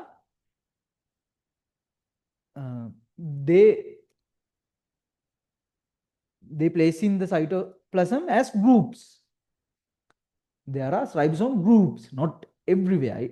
There in cytosol, there are a place where more ribosomes are freely embedded within the cytosol, and there's another place where there are some few ribosomes. They are like in groups, right? So what is the function of ribosome? It is protein synthesis, right? හරි ළමයි. එහෙනම් අපි පොඩි break එකක් අරන් එමුනේ. Let's take a small break. 19 නේ. 1:35 වෙද්දිවත් 1:35 වෙද්දිවත් පටන් ගමු. නේ? ලන්ච් එක අරන් එන්න.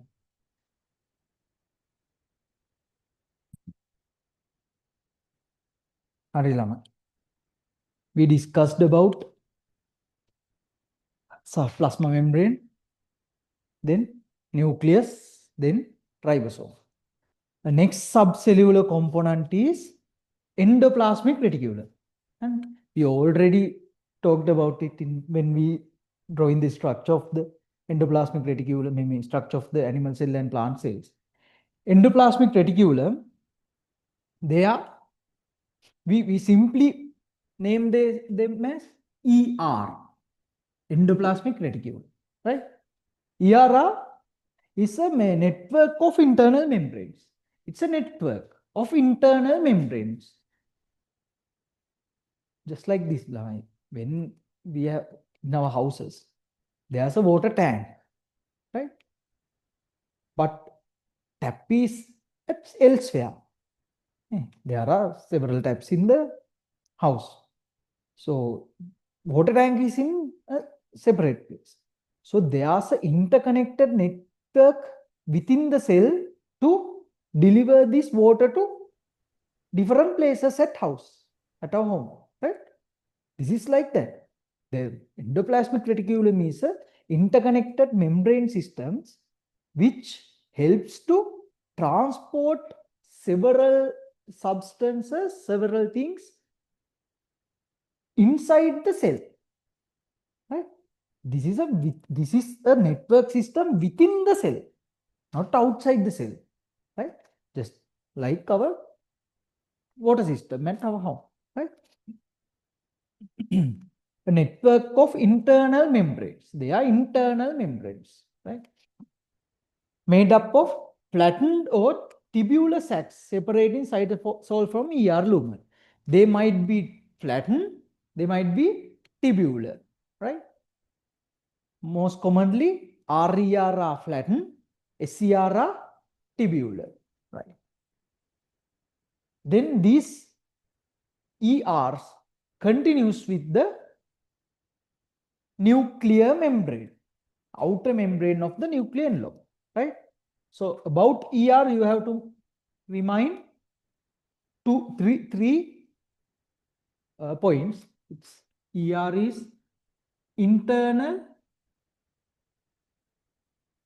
ER are internal membrane systems. They might be flattened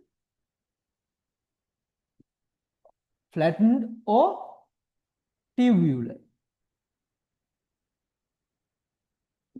Flattened or tubular. They continue with the outer nuclear envelope. When I draw the endoplasmic reticulums, how did I do? It continues with the nuclear envelope, right? Right. Then there are two types of endoplasmic reticulums, right?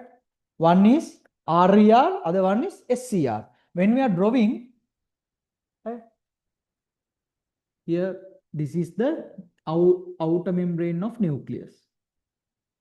from outer membrane of nucleus, this is our outer membrane of nucleus, this is, right? Here's nuclear pores, outer membrane, inner membrane, right? Nuclear envelope. The outer membrane of nuclear envelope continues with the ERs. So this is RER. It's flattened, interconnected internal membrane systems. These membrane systems are flattened and interconnected. These are interconnected, right? Here they are interconnected. They are interconnected. These are RERs, right? These are RERs. These are flattened ones, right? RER consists of flattened sacs. First one is that, flattened sacs.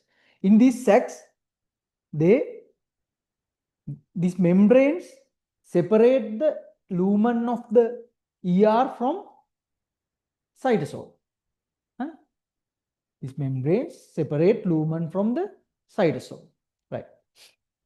Then RER, in RER, it became RER because it has ribosomes attached to its membranes. That gives the rough nature, that's why we call it as rough endoplasmic reticulum. These ribosomes give the rough nature to the endoplasmic reticulum, so it becomes RER, rough endoplasmic reticulum.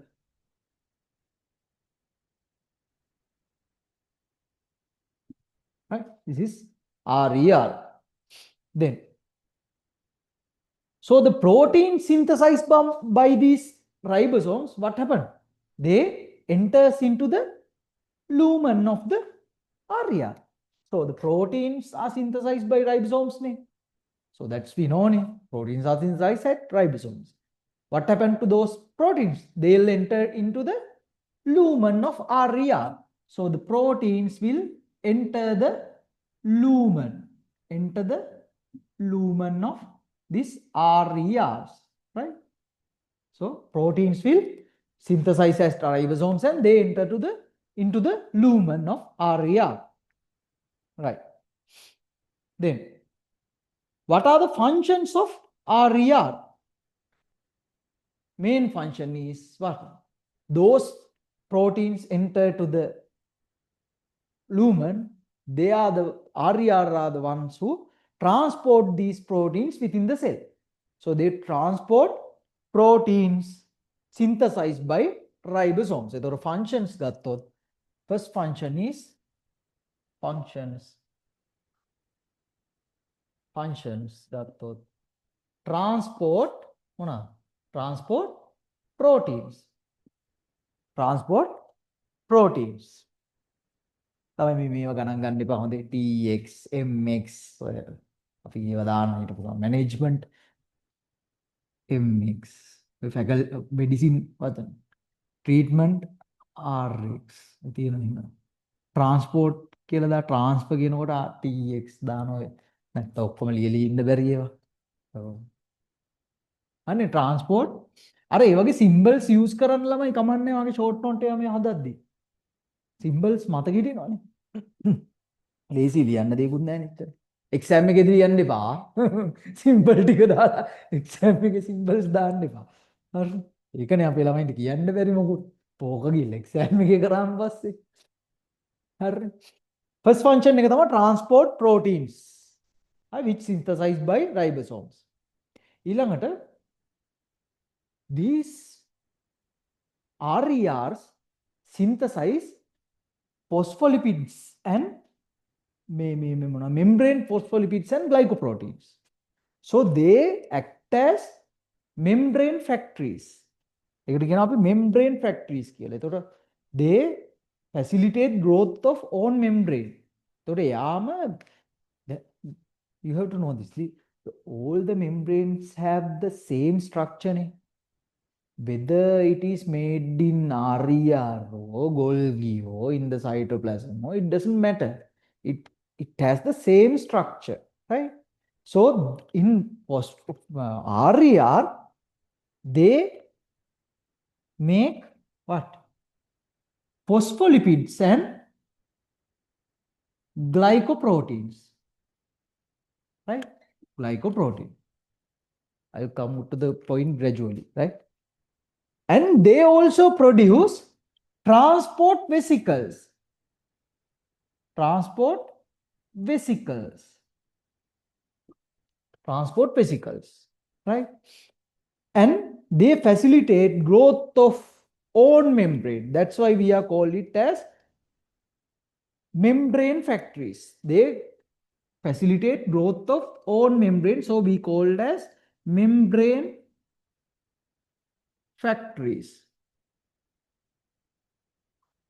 Right? Membrane factory. Here, they synthesize membrane by adding phospholipids, proteins, and carbohydrates. That's what in the membrane. So what happened is, it's like this lamai. Hari. Then නිකන් තේරුම් ගත්තම ඔයගොල්ලන්ට තේරෙයි කොහොමද membranes they made the membrane කියලා. Here's the plasma membrane. This is the plasma membrane. Okay. So here they synthesize something synthesize and they produce vesicles. Vesicles means they are membrane bound organelles. This is a vesicle. Right? The membrane of the vesicle is made by ribosome. RR. Right? They synthesize phospholipids. They combine phospholipids, proteins, and what? And carbohydrate and make what? Vesicle, transport vesicles. And how it is made? From itself. From where else? Here a budding occurs, then it separated, then this is a transport vesicle. What happened to this transport vesicle? Think whether if it is taking things towards the plasma membrane. So it's a vesicle. Maybe they contain something, may not be even. Sometimes they are just membrane bound vesicles. They made to facilitate those membranes. What happens is when it comes here, right? When it more closer to the membrane, what happened? It attached to the membrane, the vesicle. Then what happened? Then there will be a separation here. If there is something that should go out of the cell, it will go out. If there's nothing, nothing will go out. But what happened is these membranes are interconnected. Then what will happen?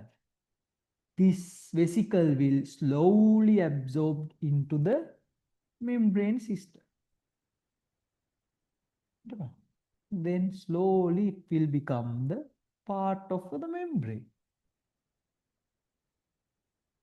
Same structure, similar structure, it will become the membrane. That's how it became a membrane factory.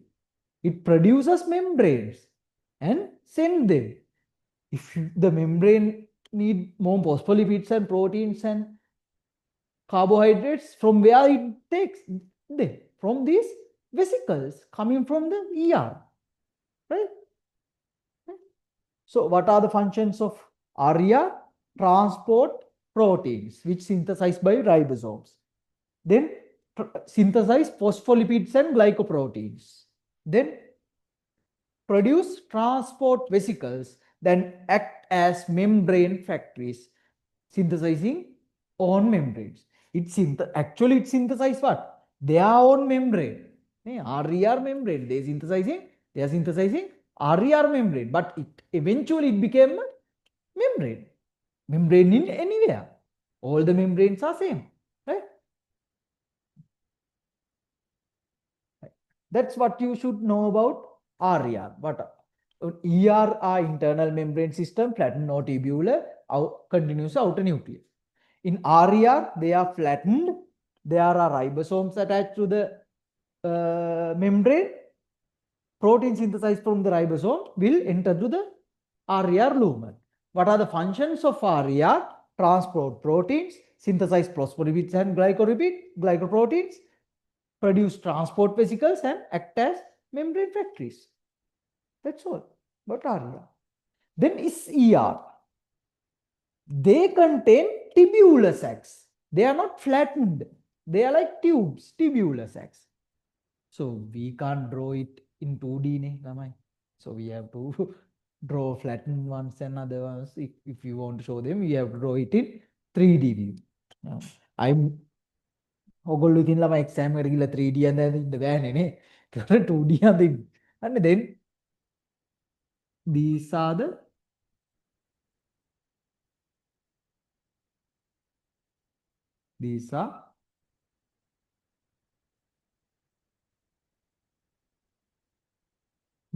SCRs. They are tubular. They are tubes. If take a cross section, they are tubes. If we take a cross section from here, they are what? They are flattened ones. Flattened ones means flattened. 3D view එක එහෙම ගත්තොත් side එකේ චිත්‍ර පොඩ්ඩක් අමාරු වෙලා flatten. ඔච්චර තමයි මට පුළුවන්. flatten. හරිනේ. tubular and flatten. අපි 3D view එක ඇන්දොත් නේ මේ flatten කියලා පේන්නේ. මෙහෙමනේ තියෙන්නේ එතකොට. මෙහෙම. flatten sacs. and flat. මේවා round tubules. And they not bound, ribosomes are not bound to SCR surface. Ribosomes are not bound to SCR surface. And there might be some membrane bound enzymes. Sometimes there are some membrane bound enzymes in SCRs. Membrane bound enzymes can be there, but not ribosomes. Right? Membrane bound enzymes තියෙනවා කියන්නේ මොකක්ද? අර අපි කිව්වේ membrane එකේ හැදිලා තියෙන proteins, sometimes they might be enzymes. Right? Same membrane, same structure, nothing else. Similar membrane. Right. Functions. What are the functions? They synthesize lipids. So SER will synthesize lipids. Lipid synthesis. What are the lipids they synthesize? They synthesize oils, steroids, and phospholipids. Oils, steroids, phospholipids, lipid synthesis. Then they also produce transport vesicles. They also produce transport vesicles. They also produce transport vesicles. Right. Then they involve in carbohydrate metabolism. They involve in carbohydrate metabolism, and they involve in detoxification. They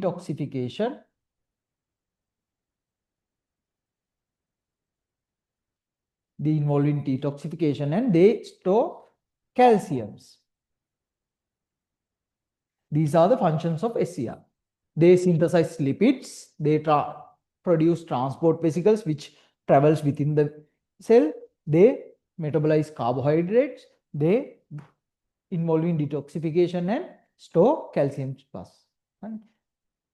Calcium plus we will discuss later. These calciums are doing a major function in the cell in balancing electrolytes and balancing the electric activity within the cells.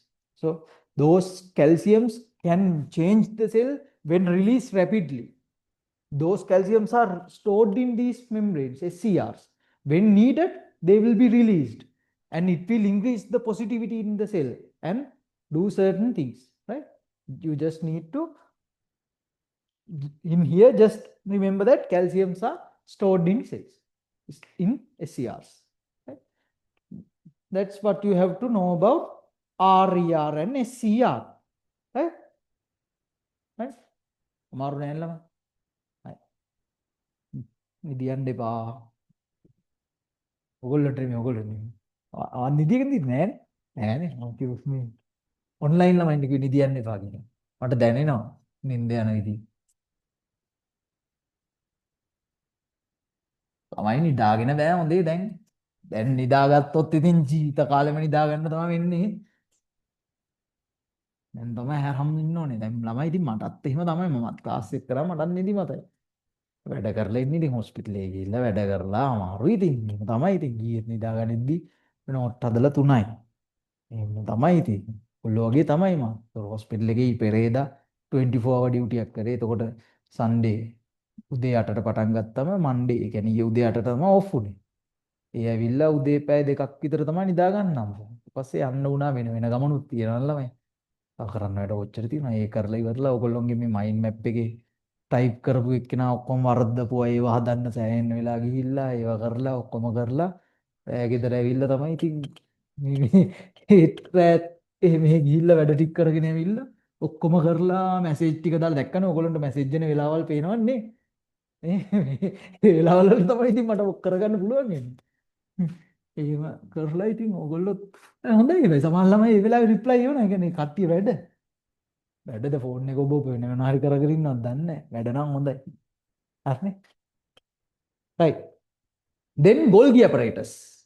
Then Golgi apparatus. In Golgi apparatus, so you have to draw the Golgi apparatus also. Know how to draw it, and you have to name them. Name the Golgi apparatus. As I told you earlier, in Golgi apparatus there are two separate sides. One side is internal side, other side is external side. Right? Internal side is more toward the interior of the cell. External side is more toward the membrane side, cell membrane. All right. In Golgi apparatus, it is a stacks of flattened sacs of crystalline. Stacks means it's one upon one. Stacks of flattened sacs or crystalline, right? So it abundant in secretory cells. Golgi apparatus are abundant in secretory cells, like our salivary. There are glands. There are some glands, parotid gland, submandibular, submental. Those are salivary glands. For example, the salivary glands are secreting saliva. So salivary glands are made of cells. So those cells has more Golgi apparatuses than other cells. Why? Because they are secretory cells. The secretory function is mainly done by these Golgi apparatus, right? There are two surfaces in Golgi apparatus. You have to know these two surfaces. This is the cell membrane, right? Here, this is the nuclear membrane. Nuclear membrane. This is nuclear membrane. Right? Here, coming some RER. These are RER. These are RERs. Right? Now the Golgi apparatus inner surface is near RER. Inner surface is near RER. What they do? They in inner surface, sorry, it is we call it as the cis surface. What is it? Cis surface. Inner surface is the cis surface. In cis surface, I told you that usually it's more compatible if the longer side is in here, but it's not like that. It's the other way around. Here, this is the inner surface. Here, the inner surface. Right? We call it as cis surface. This is cis surface. Cis surface. Right? The outer surface, we call it as trans surface. Right? Trans surface is like this. Transsurface.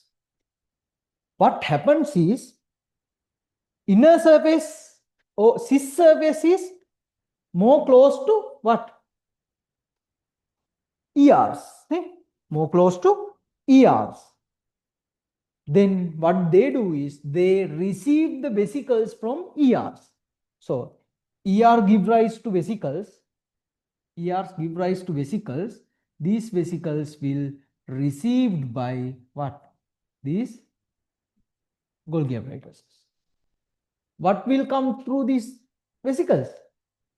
Proteins. Mainly proteins, because proteins are synthesized in ribosomes at RER. They send those proteins into the lumen, then they will transport as vesicles to the Golgi apparatus. Why they need proteins? They are the secretory. Their main function is secretion. They produce many secretory things. So for that they need proteins. Those proteins are made at ribosomes, which passes into the lumen of RERs, then transported to the Golgi apparatus. So see, in cis surface, there are vesicles which coming from the what? RER, right? In trans surface, what might be there? There are vesicles which are going away from the Golgi apparatus. Here, these vesicles are going away from the Golgi apparatus, right? These are the secretory vesicles, right? Here, they take things in cis surface, they send things from transfer surface, right? What are the functions? Functions are collecting, modifying, packaging, and distribution of materials. What they do? They materials collect, modify, store, and transport. Collect, modify, packaging, and distribution. Collect, modifying, packaging, and distribution means transport and distribution, packaging and distribution. Materials, they collect the materials. They collect the materials, then modify them, then package them and send them. Right? Then they also make cell wall components. In plant cells, cell wall components like cellulose and hemicelluloses, pectin, cellulose, pectin, those things are made in Golgi apparatus. Pectin, calcium pectate, magnesium pectate, those things are pectins. Pectins are made in Golgi apparatus. And they produce lysozymes. Lysozymes, we will talk about lysozymes. They are the ones who produce lysozymes. Right? So, what do you have to know about Golgi apparatus? They are flattened sacs which are stacked. Right? They are flattened sacs which are stacked and they are prominent in secretory cells. Then there are two surfaces. Inner surface is cis surface which receive the vesicles coming from ER, and the trans surface is the outer surface which gives rise to excretory vesicles. Then what are the functions? They collect, modify, packaging and distribution of materials. Then they produce cell wall components like cellulose and pectin, and they produce lysosomes. Then lysosomes are simple things. They are just single membrane bound vesicles. Lysosomes are single membrane bound vesicles. They contain what? Digestive enzymes. What? Digestive enzymes. In here there are digestive enzymes. Enzymes are what? Enzymes are proteins. Who produce them? Ribosomes. Ribosomes produce them and send it to RER. Then RER send those protein to Golgi apparatus. They will modify them and make what? Digestive enzymes. So they contain hydrolytic enzymes which needed for the breakdown of carbohydrate, protein, lipids, and nucleic acids. Hydrolyzing enzymes. They contain enzymes, right? Hydrolyzing enzymes. Right. What are the functions of lysozymes? Lysozymes' main function is digestive. Why? They contain hydrolyzing enzymes, digestive enzymes they are containing. So they will digest. What do they digest? Food particles received by phagocytosis. Right? Food particles. When a food particle come to the cell, what happens? This will go there and engulf it and digest it. Right? It has digestive enzymes. Then they also digest worn out organelles. Worn out organelles, old organelles that are not functioning properly, that organelles with defects, they go there and they digest them and destroy them. So they can, then they, after digestion, they can use the raw materials. That's why they digest it. And they can, then if mitochondria is not working properly, what happens? It comes and lysozymes come and digest it. Then what they can take from it? They can take phospholipids and make membranes, and they can digest the nucleus, DNA, and break down it to nucleotides. Like that, they just digest it and use those materials for other things. Then they also transport residual materials out of cell. Right? If a food particle comes, it will engulf it. Then what will it do? It will digest it. But some particles will remain without digesting. What they will do? They put those particles out of the cell. Right? That's what it do. Transport residual materials out of the cell by exocytosis. Then there's a special function for these lysozymes. We call it as autolysis. Autolysis. Autolysis means cell death. It's a programmed cell death. Actually, some cells are coded to death. They are programmed to die. So what happens is, when that gene is activated, when that time has come, the lysozymes will break down their own membranes. What happens? It's like suicide. They will break down their membranes. What happens? These hydrolyzing enzymes will come out of these lysozymes. What happens? They'll digest the cell. There are plenty of lysozymes everywhere. They'll blast. Then the cell will die. Right? It's programmed cell deaths. Right? Right. That's what you have to know about lysozymes. Nothing much. Lysosomes are single membrane brown vesicles. They contain digestive enzymes like hydrolyzing enzymes, which need for carbohydrate, protein, lipid, and nucleotide digestion. What are their function?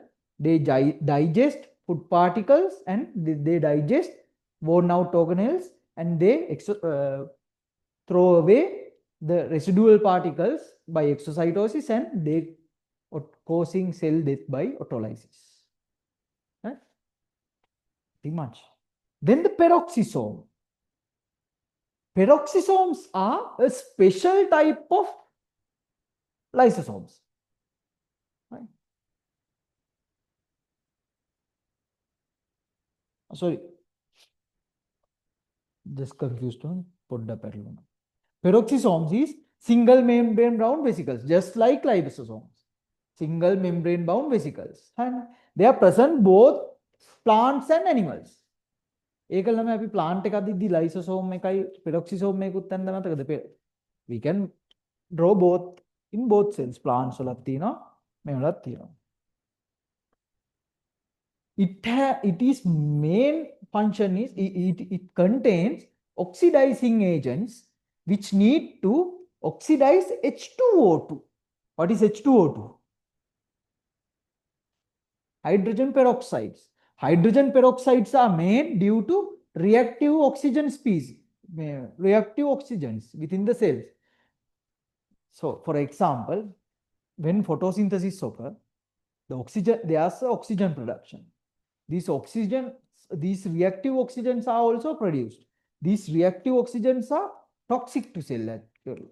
They make H2O2. Reactive oxygens make H2O2 with water molecules. Then these H2O2 is toxic to the cell, right? They will oxidize unwanted things. So these H2O2 should be catalyzed and break down. This breakdown is done by peroxisomes, right? So the functions of peroxisomes are, what are the functions of peroxisome? Detoxification of peroxides, and they help in photorespiration in peroxides. What is photorespiration? What happens in photorespiration? Photorespiration is due to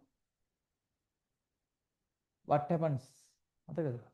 What is the function of photorespiration?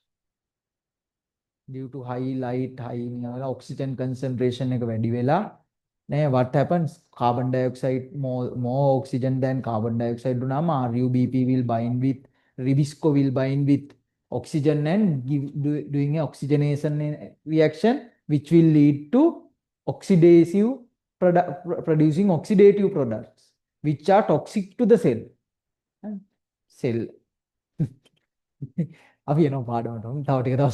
Just to remember, when there's more oxygen in plant cells, what happened?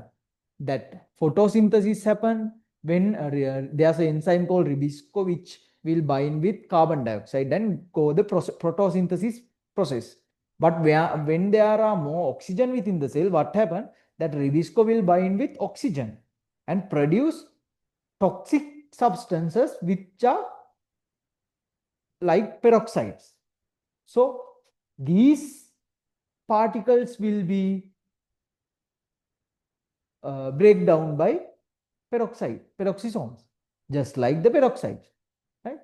Just like hydrogen peroxide, other byproducts which produced in the cell due to photorespiration will be digest and break down by peroxisome, right?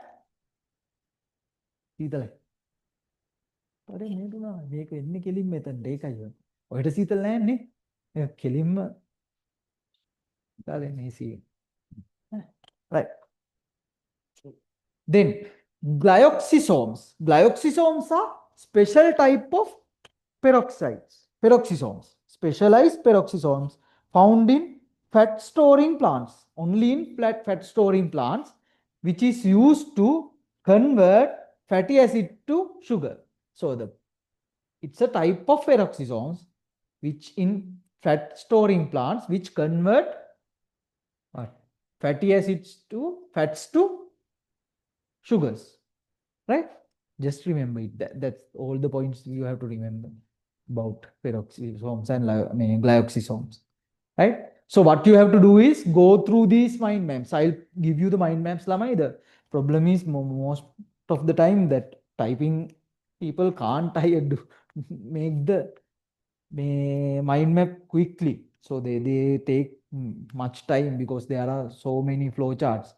Actually, it is difficult. The flow charts, I can remember when we are doing some small presentation, that when we are putting those flow charts, it's like, it's very difficult to, like, you can put flow charts, just putting them, but balancing it and making it easy to read.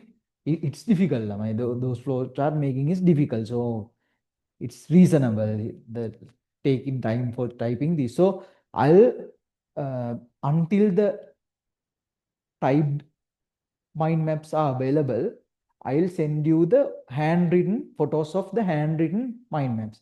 So you can go through them until the printed one available. So anyway, I'm recommending you to not just to follow these mind maps and filling this. Just write them in your own handwriting, those mind maps. Then go through that, the mind maps with your handwriting. That will keep, maybe that will stay in your mind than just going through these typed ones. Okay.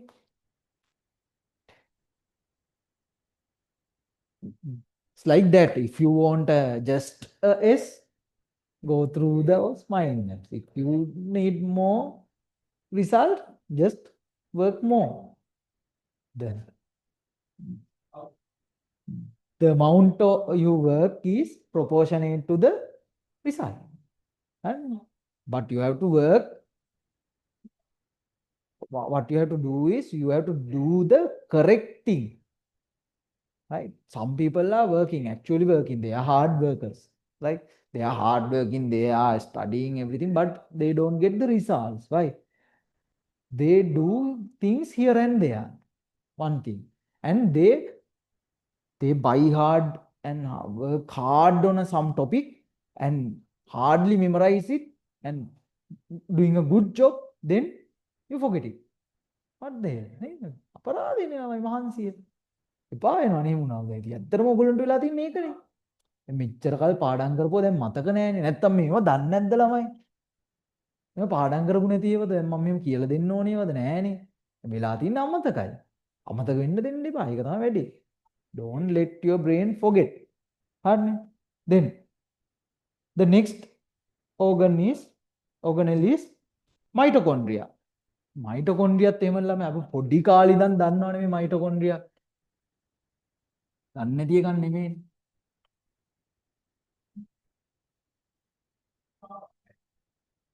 Even O levels we did we know about mitochondria. We draw mitochondria. It's the main organ again. After the nucleus, mitochondria is the organ. The mitochondria කියව නම කිව්වම තියෙනවන්නේ නිකන් පොඩි scene එක. හරි mitochondria.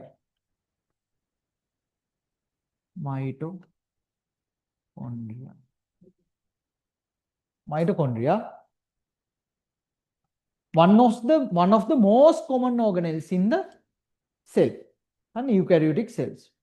These are elongated cells. Organelles. Elongated organelle. It has two membranes, outer membrane and an inner membrane. Outer membrane is smooth, right? It has two membranes. This is outer membrane. It is smooth. Elongated organelles. They are elongated. They are elongated. They have two membranes.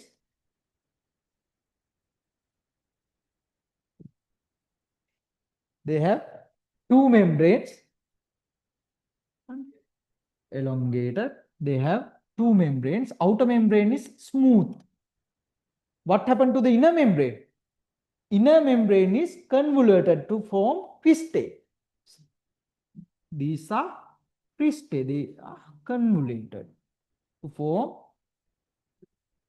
cristae.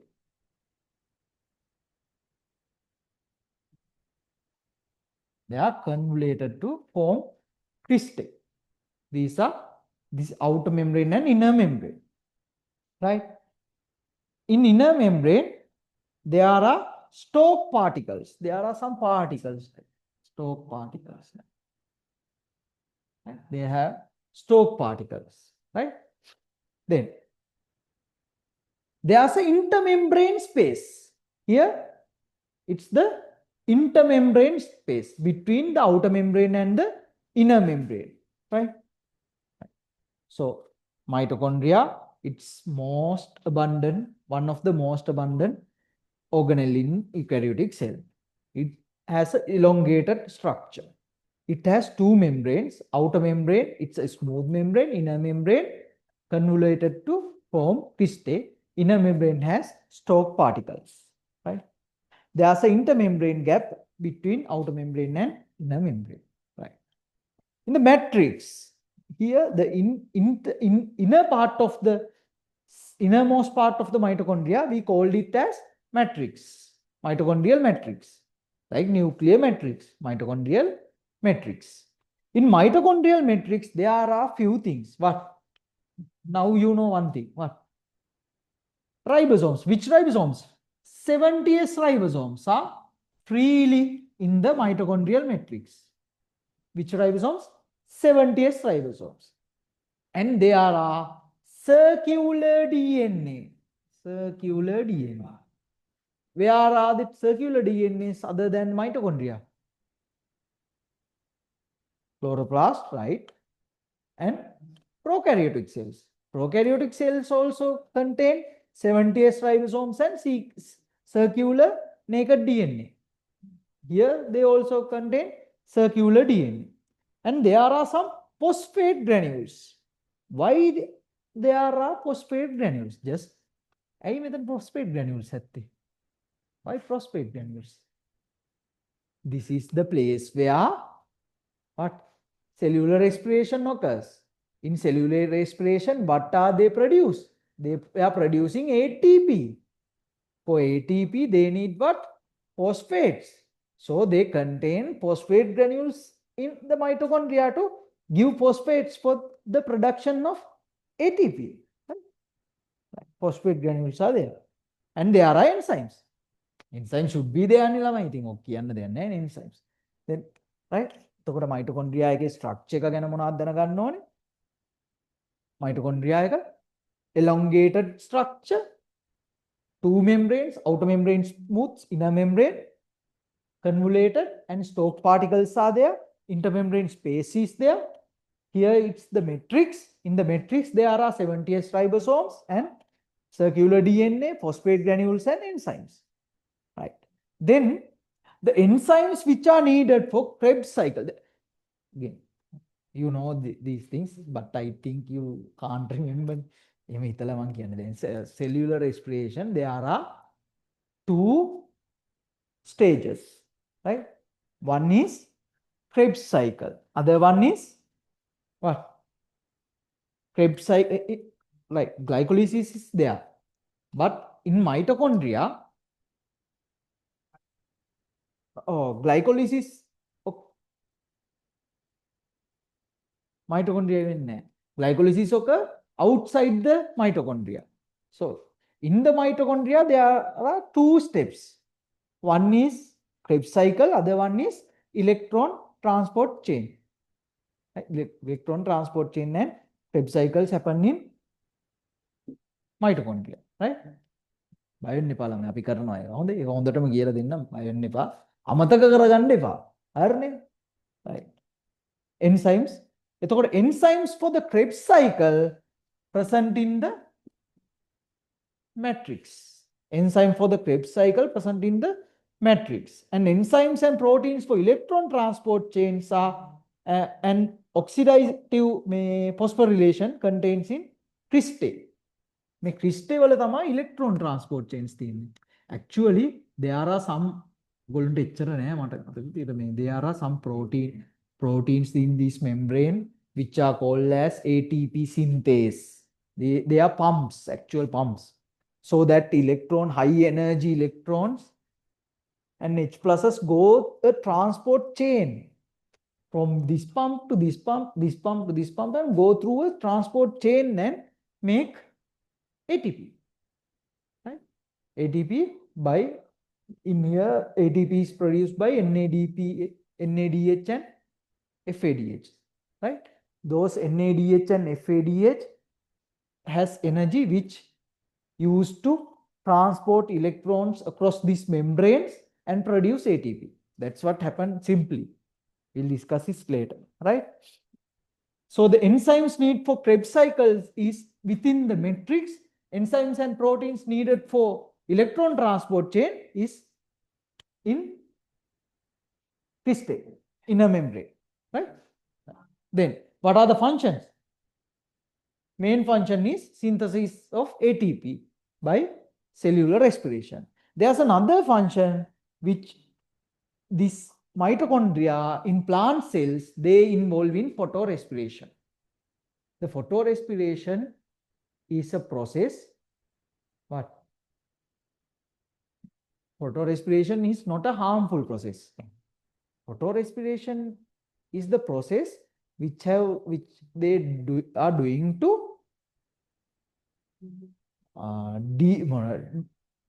destroy those harmful things, right?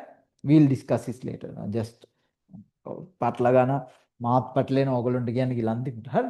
ඒතර photo respiration එකට mitochondria on. Mitochondria are used in participate in photo respiration in plant cells, right? Now, okay, the mitochondria again. So mitochondria, you just have to know that it's the most common, one of the most common organelle in cell, eukaryotic cells, elongated, two membranes, outer membrane smooth, inner membrane convoluted, form cristae. These are, it has stalk particles. In here it's the matrix. Matrix has 4 components, but ribosomes, circular DNA, and phosphate granules and enzymes. In here, enzymes needed for Krebs cycle are within the matrix. Enzymes and proteins need for electron transport chain and oxidative phosphorylation are in membrane, in inner membrane. Then the functions: ATP synthesis in aerobic respiration and involving photorespiration.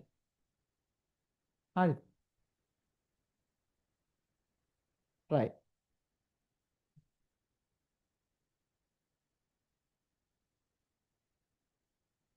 Then the chloroplasts.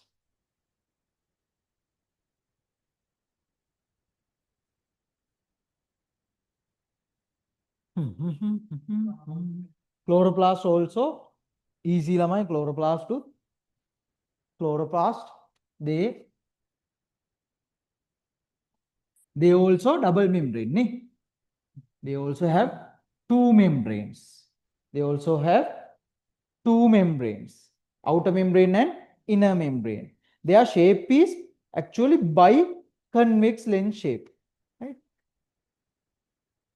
Where we can find chloroplasts? In plant cells. Only in plant cells. Chlorophytes also contain chloroplasts, right? Chloroplast, it's a double membrane structure. It's biconvex shape, biconvex lens shape, biconvex lens shape, right? It has 2 membranes. Both membranes are smooth membrane, not convoluted, do not form cristae. And there's 2 membrane, inner and outer membrane, both are smooth. They are separated by thin intermembrane space, right? Intermembrane space. There's a thin intermembrane space, right? Then there are membrane systems inside this chloroplast. These membrane systems, we call them as thylakoids. These thylakoids are actually membrane systems, flattened interconnected sacs. These are like this. Yes. A sac, flattened sac, right? This is a thylakoid, right? This is a thylakoid. In thylakoid, they contain complexes called photosystems. We'll discuss more about it in photosynthesis, right? In these thylakoids, they contain what? Photosystems. These photosystems are made up of photosynthetic pigments, right? In thylakoids, there are photosystems. In membranes, there are photosystems. These are photosystems, right? This is a thylakoid, right? It's a flattened sac, right? Then these thylakoids stacked to form grana. So when these thylakoids are stacked, These thylakoids are interconnected. Interconnected means there are very connections between these thylakoids. These are thylakoids. When these thylakoids are stacked together, all these thylakoids contain photosystems, right? When these thylakoids are stacked, we call them as granum. What? Granum. Grana is the plural verb. Granum is singular, right?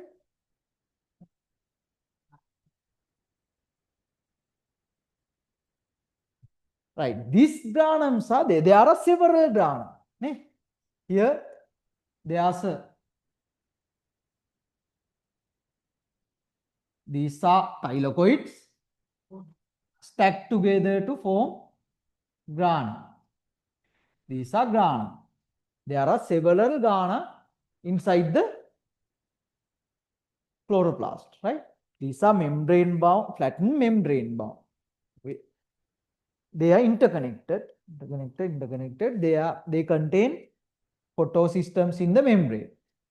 Between these grana, there are intergranal lamella. These intergranal lamella, what are they doing? They interconnect these grana, right? The intergranal lamella. Here are grana. These, they are interconnect these grana.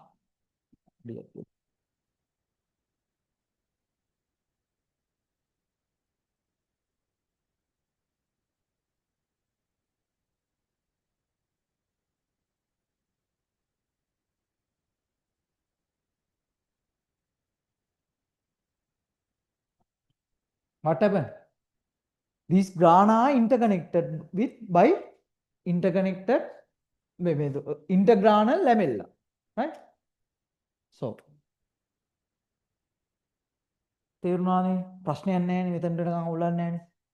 is the chloroplast. It's biconvex cell shape. It has two membranes, outer membrane and inner membrane. Both are smooth. Within the membrane, there's a thin, narrow intermembranal space. In chloroplast, there are membrane systems which are called thylakoids, right? It's flattened sacs. On these membranes, there are photosystems. These thylakoids are interconnected. These thylakoids are stacked to form grana, right? These granas are interconnected with intergranal lamella, right? එතකොට ওই ටික තමයි ළමයි point එක ඉතින්. මේ චිත්‍රය තමයි ලියන්න තියෙනවා අර ගිල් එක්සෑම් එකට. right? Right. Then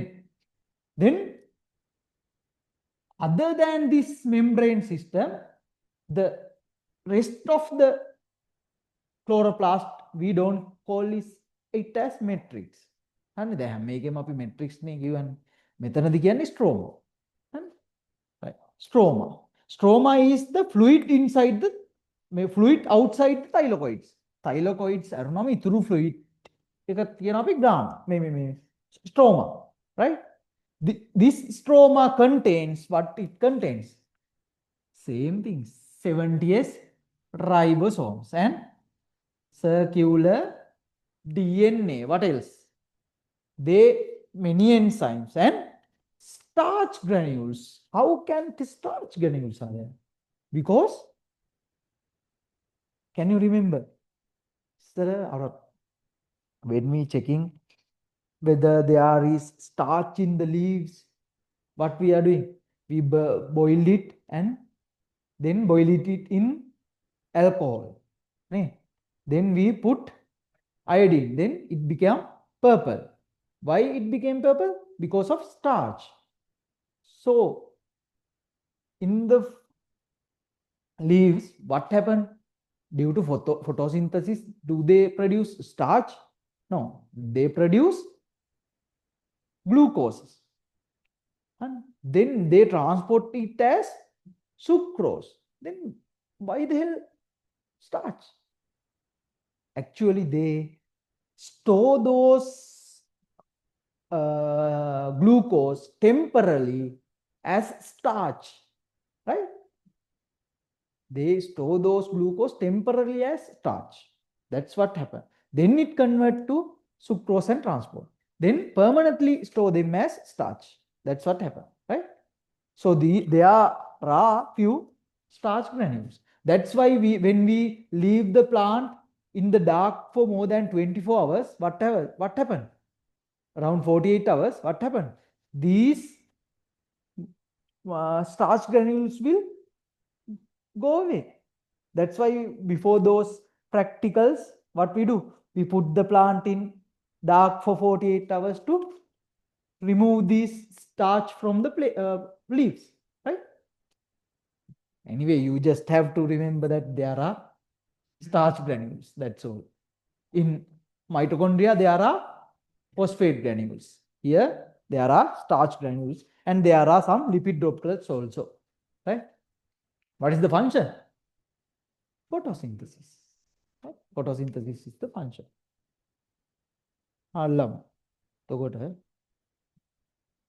That's what I'm going to discuss today at the class, right? So we discussed many things, Nilamai. So next day, I'm trying to finish this unit 2 and start unit 3. And so there are few more things to discuss. Not unit 3, part 3 of unit 2, right? There are a few more subcellular components and extracellular components to discuss. Then we will discuss about what? Cell division and go to the part 3 of unit 2, and I'll try to finish it in within 1 day and go to the poson. ළමයි මම කියන්නද office එකෙන් අහන්න ඕනේ මොකද්ද කියලා මේ පොසොන් එකට තියනවද නැද්ද කියලා. ඔය ප්‍රශ්නයක් ඉතින් තියන්න නැතුවත් හරි අමාරුයි නේ පොසොන් උනා. බහයිනේ. ක්ලාස් එක බහයි. I'll let you know if I'm free and I can do a class. I'll do it online, right? Online class එකක් හරි කරලා අපි කවර් කරගමු නැත්නම් කරන්න බැරි වෙනවා. ගෙදර ඉඳන් හරි කරන්නම්. Right. So now I'm going to do a quick recap, right? Wait. So just go through the recap after the class.